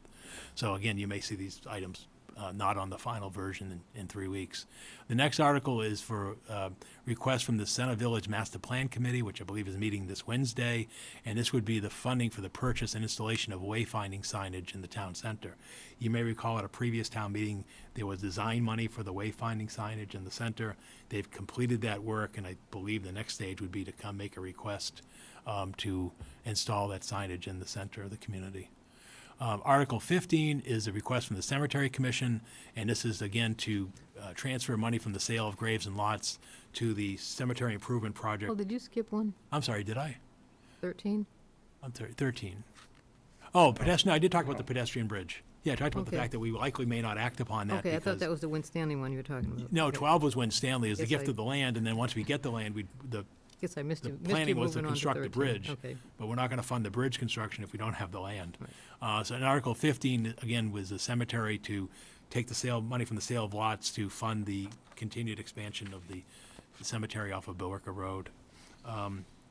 Next article is the request, the two articles are from Chelmsford Telemedia. Basically, this would transfer funds that they have available at the closeout of the last fiscal year for two purposes. One is to purchase and install telecommunications equipment at the Chelmsford Center for the Arts, at the Town Hall building at 1A North Road. And the second one is a request to reconstruct a storage bay at the DPW garage facility at Richardson Road for the storage of the Chelmsford telecommunications, cable television, vehicles, and equipment. Article 18 is recreational marijuana, and there's a series of articles here, and I'm going to turn this over to Mike, who's been handling the recreational marijuana, as he indicated earlier this evening. Thank you, Mr. Manager. As I alluded to earlier, I've been working with our new town council, Attorney Paul Haverty, with regard to these warrant articles. As you well know, in November of 2016, the Commonwealth had question 4 to essentially legalize marijuana here in the Commonwealth. Statewide, 53% of the voters voted in favor of recreational marijuana. Here in the town of Chelmsford, roughly 51% voted against it. As you may know, Governor Baker recently signed the new comprehensive law regarding the legalization of marijuana, and within that law, it sets forth the procedures for towns to go ahead and have recreational marijuana establishments, and it also sets forward the process and procedures if a town does not wish to have recreational marijuana. And in the case of Chelmsford, where we voted against it, we can simply have a vote of town meeting, and we can prohibit recreational marijuana in the town. If we had, in the event we had voted for it, we would actually have to send it to the ballot to have the voters review and, again, have the opportunity to vote on the issue. But as I indicated, we're in the minority of the 91 cities and towns that voted against it. Therefore, prior to the recreational marijuana establishments coming online next year, cities and towns have to make a decision as which way they want to go. Where the town had voted against it, what I'm envisioning is these 3 warrant articles. The first would be a general bylaw, which would prohibit recreational marijuana establishments in the community. If we were to support that and vote for it, the next step would be the second article, which would be a zoning bylaw article, which would actually prohibit recreational marijuana establishments in any use table, so it wouldn't be allowed anywhere in town. The reason you'd want to do this is what's called a belt and suspenders approach. There are some that believe there may be a constitutional challenge to the law as written because of equal protection, that some towns can just vote on it by a town meeting where others might have to go to the ballot. So to ensure we wouldn't have a problem in the event of a constitutional challenge, we would also want to have the zoning bylaw change as a backup. And thirdly, Article 20, which should be on there, should be a moratorium. In the event the town meeting decided not to prohibit recreational marijuana, essentially if they voted down Articles 18 and 19, we would have Article 20, which would establish a temporary moratorium so that we could determine where in town we would put it, have public hearings on a zoning bylaw change to permit it. So when we go to town meeting, the strategy would be to go forward with Article 18. If that's passed, then we would go forward with Article 19. We would need 2/3 for that vote. If those both passed, we would withdraw the temporary moratorium. If the first 2 failed, then obviously we'd go through with the moratorium. And that's the strategy that I've gone over with Attorney Haverty. And if 18 failed, you wouldn't do 19, is that correct? You just go straight to 20? Yes. Yeah, if it fails by a majority, we're not going to go to a 2/3 vote. Right. Right. Does it make a difference in the ultimate resolution of the issue based on if you put it on the warrant as a positive or as a negative? In other words, that you say, we are prohibiting it, or that we endorse it. Does it make a difference? Because you need, fairly high vote, and the public vote, at election time was razor thin. So does it make a difference in terms of how you put it on the warrant, the ultimate outcome? I believe the way the law is written, that the community has to vote to prohibit. There is not a vote to acceptance. I don't know if you've looked at the law, Paul. Paul Haverty's here, town council. But I don't believe you have the option saying, do we want to? Correct. I mean, I do agree, as a strategy point, that it may be an easier sell to say that you are not prohibiting something, but I think pursuant to the statute, it's going to be important that we have the warrant article specifically state that it's being prohibited. But what if it goes, I might be reading this wrong, I must maybe misunderstanding this, but what it says is, what if the town meeting votes it, approves it, right? Then we're still taking steps to stop it. No. If the vote on 18 to prohibit amend the general bylaws by a majority vote, it fails, then basically It fails it fails to get a majority to prohibit. That means that the majority feels they want to allow it. Right. So therefore, you're not going This to. is no prohibition. Right, then you're going to have no prohibition, which means the Article 19 is not going to get taken up. And what if 20 didn't If pass? 20 didn't pass, then basically we would have to call a special ready. town meeting to propose zoning on where to regulate recreational marijuana sales. That's what you would do. That's But your way fail out, to because prohibit otherwise it. you'd have no zoning in place, which means they could go anywhere. Correct. That's all retail for retail purposes. Thank you. And that's the purpose of Article 19, is to make sure that if you do have a vote for a prohibition, you don't have an inconsistency where you actually have a zoning bylaw that doesn't explicitly prohibit it. So you want to make sure that if there is a general bylaw prohibiting it, it's going to also be prohibited in the zoning bylaws. I'm not in favor of it, by the No, way. but you- But the- my concern was that if the people Wanted we to were do still it. trying to prohibit them. I mean, I Right. thought we were trying to dictate it. and- No, what you're doing to people, we don't know what the sentiment of the town meeting is, obviously. All we have is the guidepost from the ballot question in 2016. Theoretically, you could put a couple other articles, in terms of to permit it and then zone it in areas. That, I think what's going on is because the law is so new and effective, that's the intent of the moratorium, is saying, hey, wait a minute. If we're going to allow this, let's give the planning board and the community time to figure out where we're going to allow this and how we're going to regulate it. So that's the purpose of the moratorium, as opposed to with a law that's only 2 months old saying, oh, yes, we know everything we can at this time about recreational marijuana sales. Also, there's the other question about places in the community where you could publicly consume that in terms of like a bar type of consumption facility. That's the other marijuana use in the community, which that's why it's marijuana establishment. So it's not only just the sales; it's also places where you could consume. To have that discussion at this point in time, it's possible, but you can imagine the level of work that would entail in terms of discussing all the areas of town that allow retail sales and ironing them out. And if people say, well, why are we doing all this work if the town has indicated by the only signpost that we have that they don't want to do it? So that's what the moratorium would allow, that moratorium period to come back with an article to say, yes, this is, planning board holds hearings, there's discussion, you're sitting with the planning board, Board of Health coming in and saying, okay, it appears the community wants to have this, as evident by the votes at the October 2017 town meeting. Where should we locate such facilities? Anything else on that? Okay. Okay, following the marijuana articles are two citizen petition articles. One is the rezoning of a parcel at the Russell Mill Swim and Tennis Club to change the use from open space to residential. That's Article 22. Article 23 is another citizen petition to amend the zoning. This time you really did miss Oh, one. I did, what's one? I'm sorry. 21. 21. Scenic roads. Oh, that's right. That was one from I'm sorry, yes. 21 is from the Historical Commission, and that's to expand. 23. He's going in order. No, 21. No, 21 I skipped. 21 is to, Mixed roads are here. Well, then Scenic here. road. So I may have missed it up in my ordering. Yeah. Oh, Anyway, the other one is the Historical Commission article is to expand the town's scenic roads by adding 2 additional scenic roads.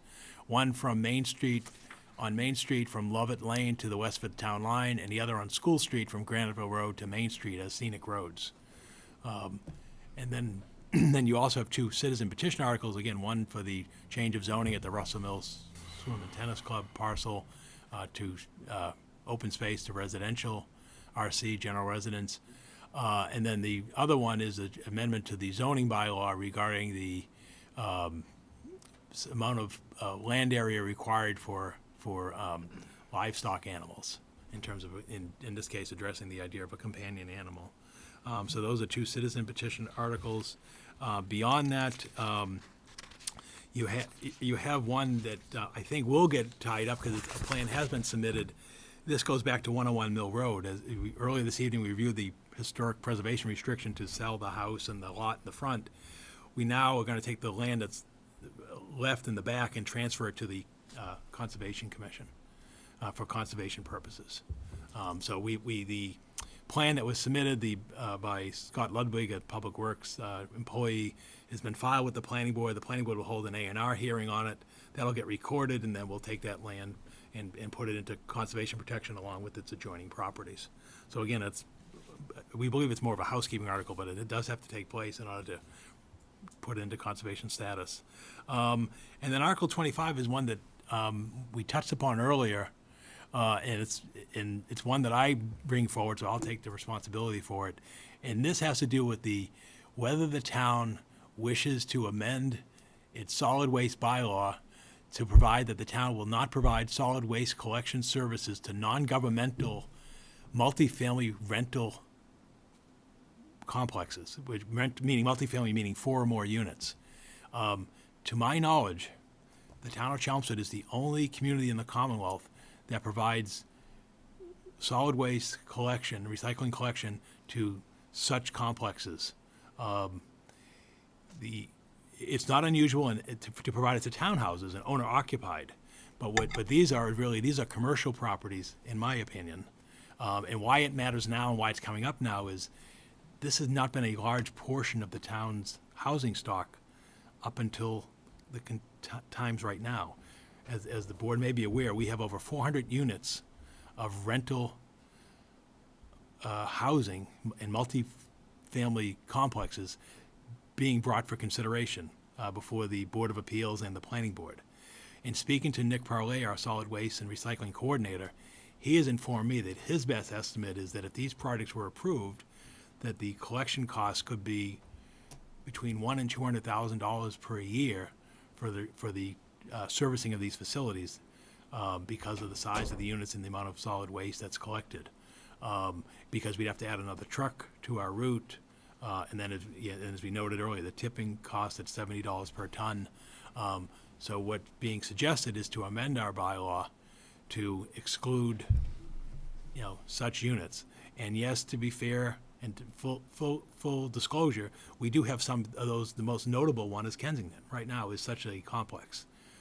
What I'm proposing is to stop it entirely. Another approach could be to basically not provide it for any further, any newer ones, if that's what the community so desired. In other words, grandfather them if that's what the community desired. So I think that's up for for consideration. But I'm just bringing this to the community because yes, we will get revenue. Clearly, we're going to get revenue from these new multifamily complexes. But in essence, we can, because they're not owner occupied, they're commercial. And given the argument behind it is given that the market rent for these units is based on the market, and not, I don't believe it's that the rents are directly impacted by the fact of whether or not we provide solid waste services. So in essence, I don't believe that we're having an adverse impact on anybody other than the owners of these establishments. So that's my proposal under this article. Does solid waste include recycling? Yes, solid waste and recycling, yeah. If you're going to do one, you've got to do both. We wouldn't go in and just recycle at those units as well. So would this warrant really be a two-phase warrant? First, they vote to change it, and second, you vote whether or not to grandfather? No, basically what I'm saying is I'm voting, the recommendation would be to change it.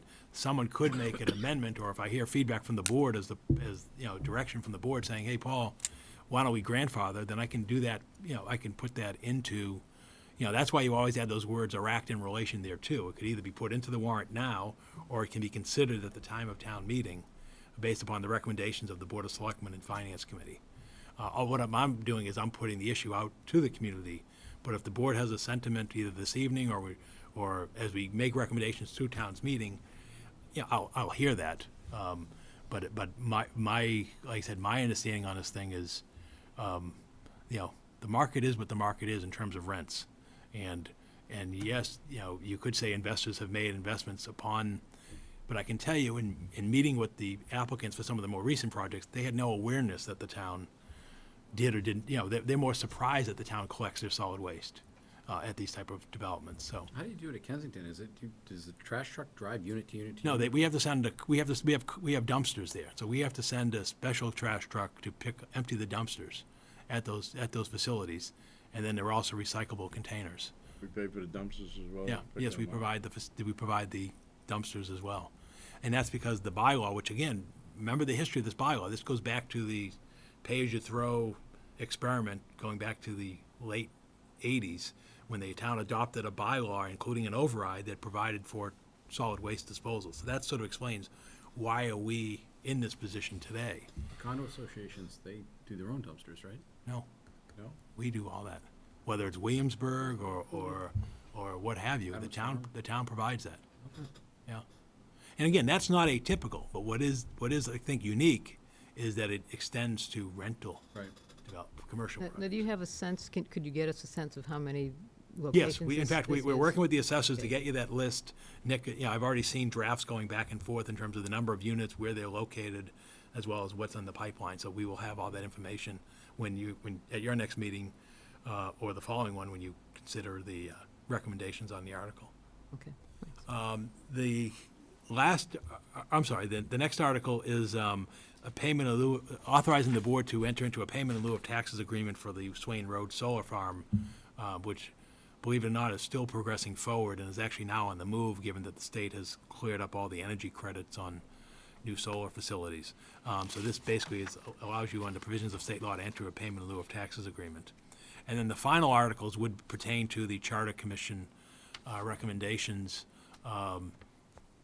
in terms of, whether it's eliminating the constable position from elected and making an appointed office, to the other one regarding the town meeting vacancies, and/or this omnibus article, which you can see has not been drafted, about what we'd consider de minimis or ministerial changes to the charter. When you start putting parentheses around words and those type of things, we're not going to have a laundry list of articles dealing with that. We would try to do it as a omnibus effort. So that's the warrant as it stands this evening. As I said, if anything, you'll see things fall off. And the last thing I'll note, because it was mentioned earlier by Sam Chase when he presented the Charter Commission, the board does have the autonomy and direction on how it's your warrant. You can, if you wish to have changes in the order of this, I'll be glad to do that. And that's why the previous meeting I gave you a list of articles. Tonight I'm giving you a list and text, and the next meeting you will sign the actual warrant. So if the board has changes in terms of ordering, what I've tended to do, quite frankly, is I've tended to follow the customary procedure, which, and if you go back, for example, on the charter articles, if you go back a decade to 2006, when the last charter articles were presented, they were at the end of the warrant. They don't need to be. They can be interspersed, and the financial ones tend to be at the front of the warrant, and then we do zoning and so forth. But if the board has a preference in terms of placement of articles, just let me know, and then that will be what appears in the final version of the warrant, because you signed the warrant. Are there any thoughts right now that you have? Yeah, only on, again, I've been at a few town meetings, not many, but it seems that the attendance falls off as the night goes on. And the marijuana issue is, might be hotly contested and might be better off going earlier than Although it being could late. be at the beginning of the second night. Right. Or it could, but yes, it could be the beginning of the second night, but it could be at the end of the first night, too. Or Right, at but the end of what the we've done in the second town meeting further. instances is town meeting can vote to take articles Right. out of order. And generally, that's what we would tend to do. If there's a big article, and we saw this at the last town meeting, when there was a major article, we said, you know what, we're not taking that up tonight. Are there a few that we can just get through real quickly and finish? Or if you don't get that far the first night, you could start the second night with the marijuana or another heavy article. I mean, I understand the point exactly. People are more alert, but to try to look into a crystal ball to figure out how far you're going to get on a warrant, you just don't know. The only other issue I would say is, again, on the constable issue, the question came up tonight of what happens to the existing person? And I would think town meeting would want to know that at the same time. Okay, anything else? Any other comments on the sequence of the articles, or anything else you want to see? So the expectation would be that we would sign them at our next meeting. Yeah, and you then the really need following to one. the finance committee has to get their book out, by the 1st of October, because the meeting's on the 16th. So you really need to sign it at your September 11th meeting to Sure. give them the 3 weeks to hold hearings. Yep. Because what'll happen is as soon as you sign it that Monday, they will be meeting that Thursday and getting this thing going. All right, thank you. So that's the first item I report. The second one pertains to Katrina Road disposition update. Pleased to inform the board that at the deadline for request for proposals last Friday for the Katrina Road Brownfields parcel disposition, 3 proposals were received. First one was from Chadwick Bayross out of 15 Katrina Road, Chelmsford. The second was from NRT Bus out of North Reading, and the third was from UTEC Inc. out of Lawrence Street in Lowell.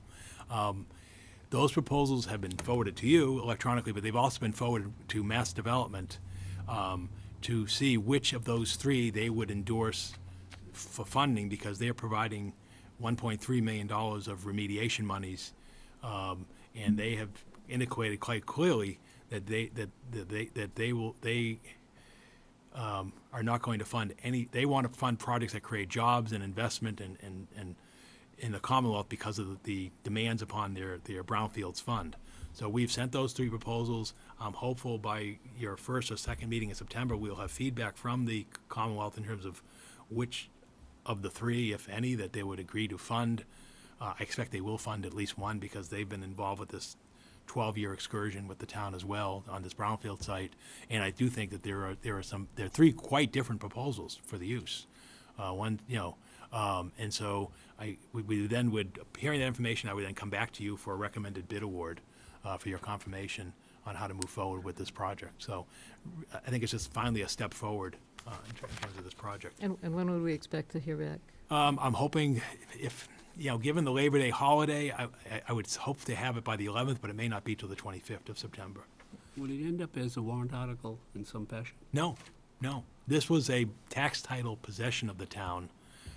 Therefore, it doesn't require a town meeting vote for disposition. It was like 101 Mill Road. Exactly. Well, no, 101 Mill Road required a town meeting vote because town meeting acquired that parcel. This parcel was acquired by the delinquency tax collection back in 2006, July of 2006.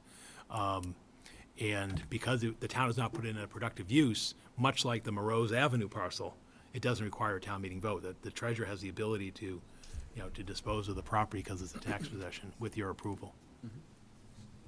The next one is on the Meyer Rewards Insurance Premium Credit. Again, I'm just informing the board and the community that we did receive over $40,000 in workers' compensation and property casualty credits because of the proactive nature of risk prevention and claims prevention activities throughout the past year. This has been rather customary in the town, and how we apply these monies is we apply them to the premium for the new year. And there's also a small grant contingent under their program. So again, it's just more of a recognition of the efforts by Public Works, Public Safety, and other departments of the town in terms of loss prevention and claims avoidance. And then finally, I did want to inform the board and the community formally, the Attorney General's office has approved the 2017 Spring Annual Town Meeting warrant articles. And so again, those become effective upon the posting by the constable. And then the last item I want to report, and it's just a note because it's important, the school modular classroom units will be going through punch list on Wednesday, starting on Wednesday. And I just want to note that because obviously school will be started before your next meeting on September 11th. And I just want to recognize and commend the efforts by everybody who's been involved with this, from National Grid, who provided utilities, to school officials, to who assisted in the design and selection and furnishing of these facilities, and also to Gary Persichetti and the facilities group, in the permanent building committee, who oversaw the construction. I went on a tour last Tuesday evening for the modular classrooms. The school committee this Wednesday, 2 nights from now, they're doing a tour of a couple of the modular classroom facilities. the town is being well-served by, and I think the schools will be well-served in terms of the space that's provided and the quality of space this fall. There will be an open house, and we'd invite, I think those dates will be announced by the school committee in September for people to see the units, but it was not a minor undertaking to have the work done in time for the opening this fall. Obviously with the enrollment of additional students per the full-day kindergarten, even though the kindergarten students won't be in the modular units, they'll be in the main schools, but it's just a great outcome. And I just want to thank and recognize those who really got us there. Just one thing yeah. before you move on. Yeah. Going back to the spring annual town meeting articles, the letter from the Attorney General's office notes a couple of Yeah. discrepancies or. Yeah, so we're gonna straighten that out to make sure there aren't any issues with that. But we've had those funds for Yeah, years, and that's why we're a little scratching our head in terms of. Okay. But as far as we know, they are appropriate revenues, and we'll straighten that out. Okay. But they're de minimis amounts, in terms of equipment. We're talking in the thousands of dollars. So, all right, so that's what we have under reports. And I guess I'll turn it over to you, Madam Chair, for the next item. That's back to the board. Okay, the next item is something that we had talked about a couple of meetings ago, I think when we actually started when we were talking about goals, about the possibility of establishing, I guess you could call it an informal code of conduct, both for our board and for the town manager. You can see what we've provided here. The one for the Board of Selectmen is one that I found that was distributed pretty generally a few years ago in really statewide. And then the town manager took that and basically mirrored it with similar wording as far as working with us and working with the community and his staff. So I didn't know if anybody had any thoughts or ideas. I guess my idea would be to maybe include this at the front of our policies as just, as I said, it's informal. There's not any consequences if anybody violates any of the terms of it. But I think it just is a list of ideas that we should follow to show respect for each other, for the town manager, for the residents of the town, and for the staff that works here. So, any thoughts? Glenn? In general, I don't like the whole idea of it. It was started from a standpoint of we recognize that at times people in public service get hot and don't treat visitors the way they should. At least some people feel that way. And it's evolved from one small statement into this very detailed document. And when you say that there's no repercussions, many of these things border on charter review questions, that they should do this and they should do that. And, at the minimum, it should be really having a separate meeting and just addressing this document and going down the list one by one, because there are many things in here which, I don't know if it says it anywhere in the charter that this is this or that's that. You're probably right about that, but I don't know, what does everybody else think before I reply to that?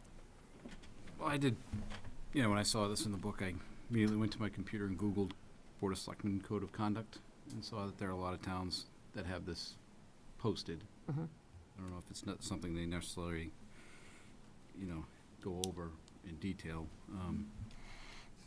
And some of this, I thought, a few of these, I think it was more of something that should be just handed out and, just read and understood and not necessarily broadcast and, as an issue.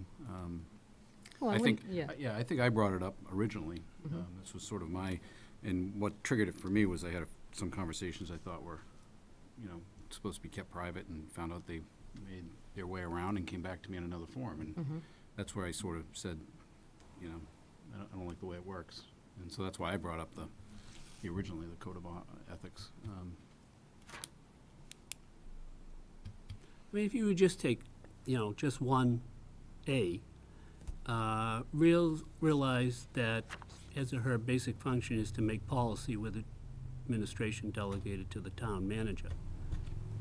It's like, that doesn't need to be said, that's in the charter. That's true, but I think there are And it's sometimes not, people it's not have a to be code of reminded. conduct, it's a policy. Well, I think it's also a code of conduct. I think there are, people sometimes that do try to undermine some of the things that get into some of the work of the town manager or the staff members, or try to go outside of what should be discussed in a board meeting. And I Thank you. think it's just a You have a- reminder. You have an illustration? Not off the top of my head. Or, again, I don't know if this is the rule, or it's not the rule, or, let me just pick out one.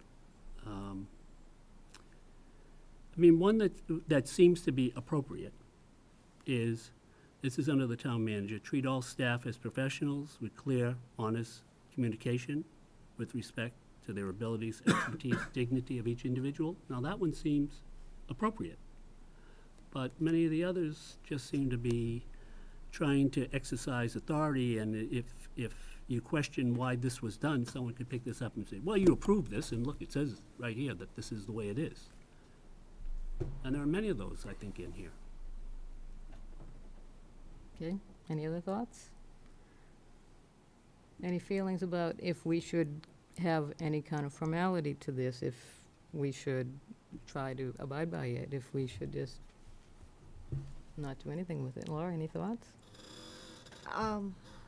Quite honestly, I don't need another two-page, single-spaced paper in my book if we're not gonna really do anything with it. I know how to be polite to people, and I think that this is overkill from what we were originally talking about. So, that's my thought. Okay. George, any thoughts? Well, basically, that's how I feel, Pat. I mean, if it's gotta be in writing, then people shouldn't even have the position, to be honest with you. But, if you want it, put it in writing, put it in writing. Leave it this way, but I don't think it's needed, but, I guess, a lot of the things are just, kind of common sense. and, I would agree with that a lot of it is. Just maybe sometimes people, do need to be reminded. Yeah. Maybe it's something that when a new selectman is brought on board is part of their orientation package, just as kind of a suggested code of conduct for how you deal with other members of the board. I think especially if you haven't been involved with other committees, maybe in town, you're not familiar with how you should interact with the staff, with other board members. So maybe it is just an informal type distribution of it. I would keep it more informal than formal, personally. but Okay. That's only my opinion. Yeah, that's fine. I'm okay with that. And if there is a problem, if a problem does arise from time to time, I think it probably should be tried to be handled more privately than publicly. And I think If that's it part can of be. what this speaks to basically catch that before it gets egregious and so that it can be discussed privately before it gets out of hand. I'm not opposed to the general idea. I'm opposed to the breadth of it. I think the breadth is way, way beyond and needs to be culled. Well, if you just change it from Board of Selectmen and Town Manager's Code of Ethics, you'd have one page. You know what I mean? It's You repeated on could two do that, pages. right, it's You know pretty what I similar, yeah. mean? But yeah, it's detailed. Okay, do you want to take a shot at it, Glenn, or do you want me to look at it again, or do you have no interest in looking at it? No, I think it's a matter of all of us looking at it together. I don't think it should be left to one person. I think it Okay. involves discussion. Okay, And maybe not at this meeting, but at a special meeting. okay, well, why don't we, table it for now, and we can I bring it mean, up we at have town meeting some other- coming up. We have a lot on our plates right now. We do. But right after that, we should, people can be looking at it, thinking about it, and then we can address it. Okay, yeah, because Might we be don't able to want, do it before one of the town meetings. yeah, we don't need It's the only to, thing we have to talk about. we don't need to extend this meeting longer than it's gonna go already. You're right. Okay. All right, so we will do that. Okay, we have some appointments. Yeah, thank you, Madam Chair. I'm seeking your confirmation for 4 appointments this evening.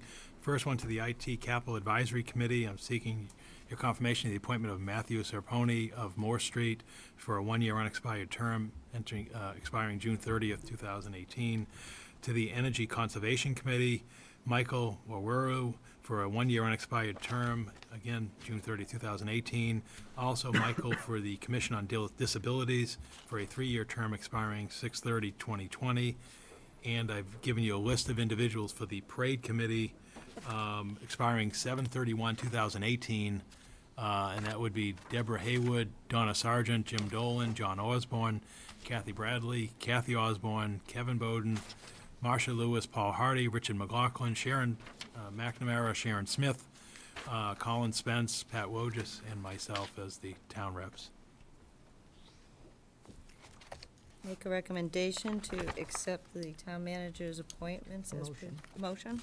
Make a motion to accept the town manager's appointments as presented. I'll second the motion. Okay, we have a motion and a second. Any discussion? All in favor? Aye. Okay, thanks.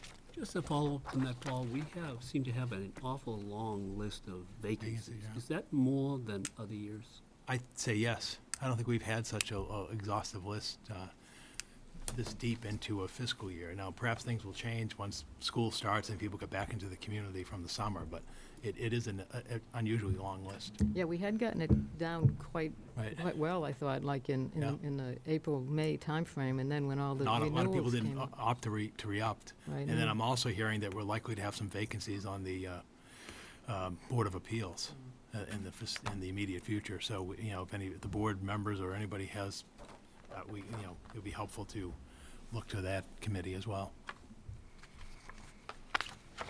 Okay.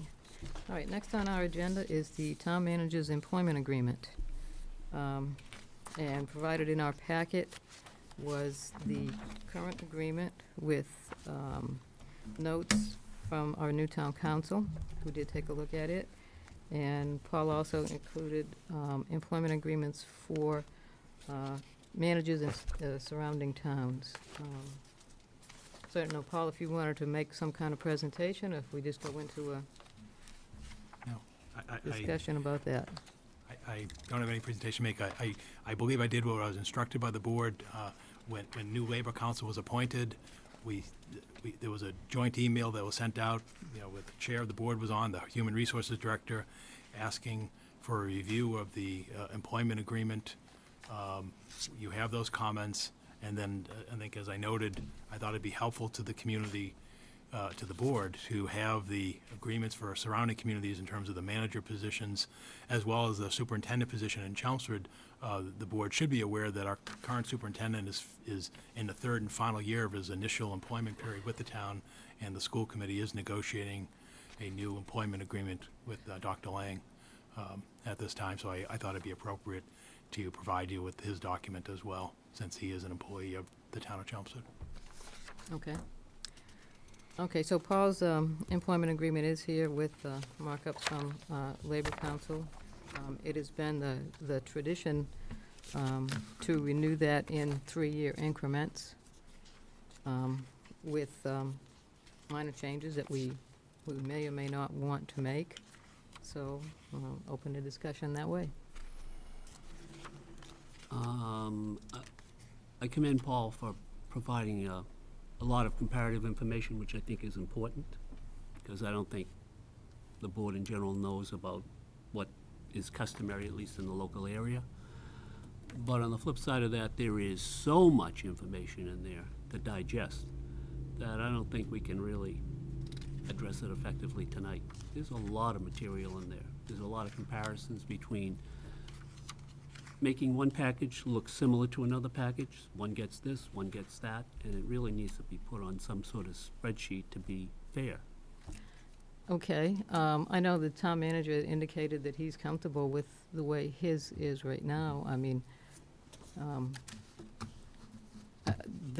What we had talked about when we did his review was that we would have Labor Council, our new Labor Council, review it and see if there were any significant changes, of which they found none. Well, I think there are some things in some of the other ones that are perhaps not in Paul's that maybe should be in Paul's.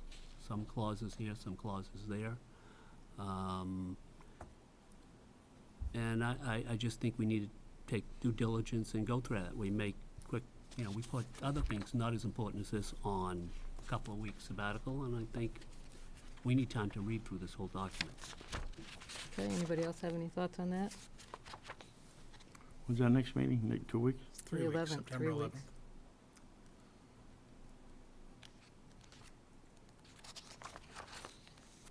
And when and you're still under contract anyways, right, till Right, what, we the extended 30th it of till the end of September. September, End of right? September. I was thinking it was the end of August, but 7th.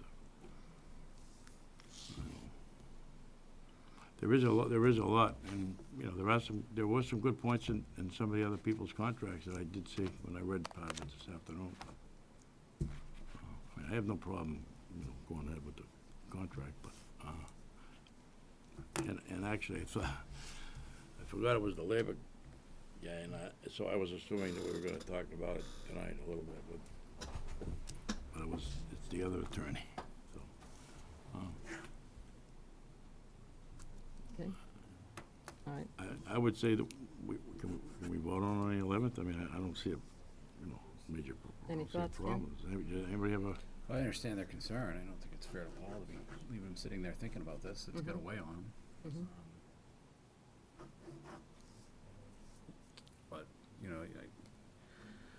wish I almost hadn't seen the other towns, because now that I've gone through them, I've He seen added- all the other stuff he these added other too managers much. are getting. I'm like, oh my God, they got disability insurance covered, they got life insurance covered, they've got dental and medical prescription drugs. Well, he's covered vacation by time. what the other non-union employees have, so a lot of that is already addressed.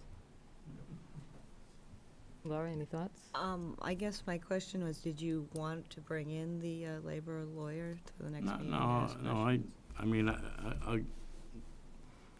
I guess I'm happy with his review, and I want to do the best that I think. No, I agree. This is a lot of information. I need to give it a second glance as well. I don't know how fair that is to Paul. I mean, it's got to be chewing on the guy a little bit. Well, he's working under the extension right now. There's not a penalty involved. Okay, any thoughts, Paul? Are you gonna be okay if we wait till the 11th to do a vote on this, and we can put it, I'd say we could put it near the beginning of the agenda, but I think it works better at the end of the agenda, because we usually have other stuff to go, so. You can put it right up front, doesn't bother me. No, that's fine. And I don't think it matters whether it's on the front of the agenda or the back Okay. of the agenda. It's not, it's not going to make me any more comfortable at the meeting. It's done, so. I Yeah, we wouldn't, can- I would we hope can it wait. wouldn't make it less comfortable. I mean, I Maybe, think, maybe Right. the school committee will be done theirs by September 11th. I don't know. That's the only other information that I think is still pending inside the community. Okay, and maybe we'll have a little less busy agenda. Well, you'll be doing your,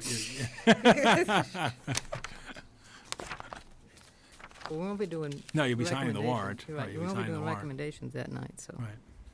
So that would be a good thing. Okay, so, As far as comparing all of this, how do we go about? well, I think that's individual, how, Okay. Fair. I think everybody has their own ideas what they would like to see in it or not see in it. Based on those. Just to make it clear, because I know there's new members on the board, under the open meeting law, the Board of Selectmen is allowed as a group to go into executive session to discuss amongst themselves strategies or discussions for negotiations with the non-union personnel, such as myself. So if the board elects that that's how you want to do it, you can, on the open meeting law, meet in a closed session to have that discussion amongst yourselves. And as Pat knows, that's how it was done in the past. Although, I will also note Yeah. that Paul, I gave Paul that option for us to do it in executive Well, there's- session or open session, and he But there's two wanted there's to two have- different components. One is the negotiations with the manager. Uh-huh. Those can be in an open session or executive session. So you understand the two components. One is you folks can strategize amongst yourselves, well, what do we want to offer the manager? And then the discussions with the manager can be in either open session or a closed session. Can the executive session be the before or after the meeting? Sure, whatever the Or board, whatever time? it's whatever time the board, yeah, Just have to post it. whatever the board wants to do, you just have to post I it. personally would rather the five of us sit and talk about what Yeah. we're willing to offer privately. I would And agree. then bring that as a unified would group to agree. Paul. Right, that's what I'm saying. Okay, well, I'll We don't check have to do it before schedules. can we do it before the meeting? Before our next meeting? Yeah. Could everybody be here for 6 o'clock? Whenever, I'll be here for 2 o'clock. whatever it Everybody be takes. here for 6 o'clock on We can get September it done and 11th? get on with our business. I believe that would be okay. Gwen? Okay, so we will set an executive session for 6 o'clock on September 11th to meet the 5 of us, and then we will discuss it in open session with Paul. Thanks for your input, Paul. Okay. Thank you. Just as a side note, we have an attorney here tonight, Mhm. and I assume you're participating in the executive session? And we're paying him to be here tonight for all these hours, no offense. But if we had executive session before the meeting, we would have saved the town some money. Well, he was here for other things, and Just a note in the future. that's true, but I don't like to do executive sessions before because we don't know how long they're gonna take. And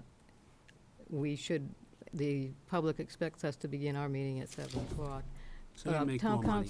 Town council usually is not at the executive sessions, and I guess we could. Open session, you mean?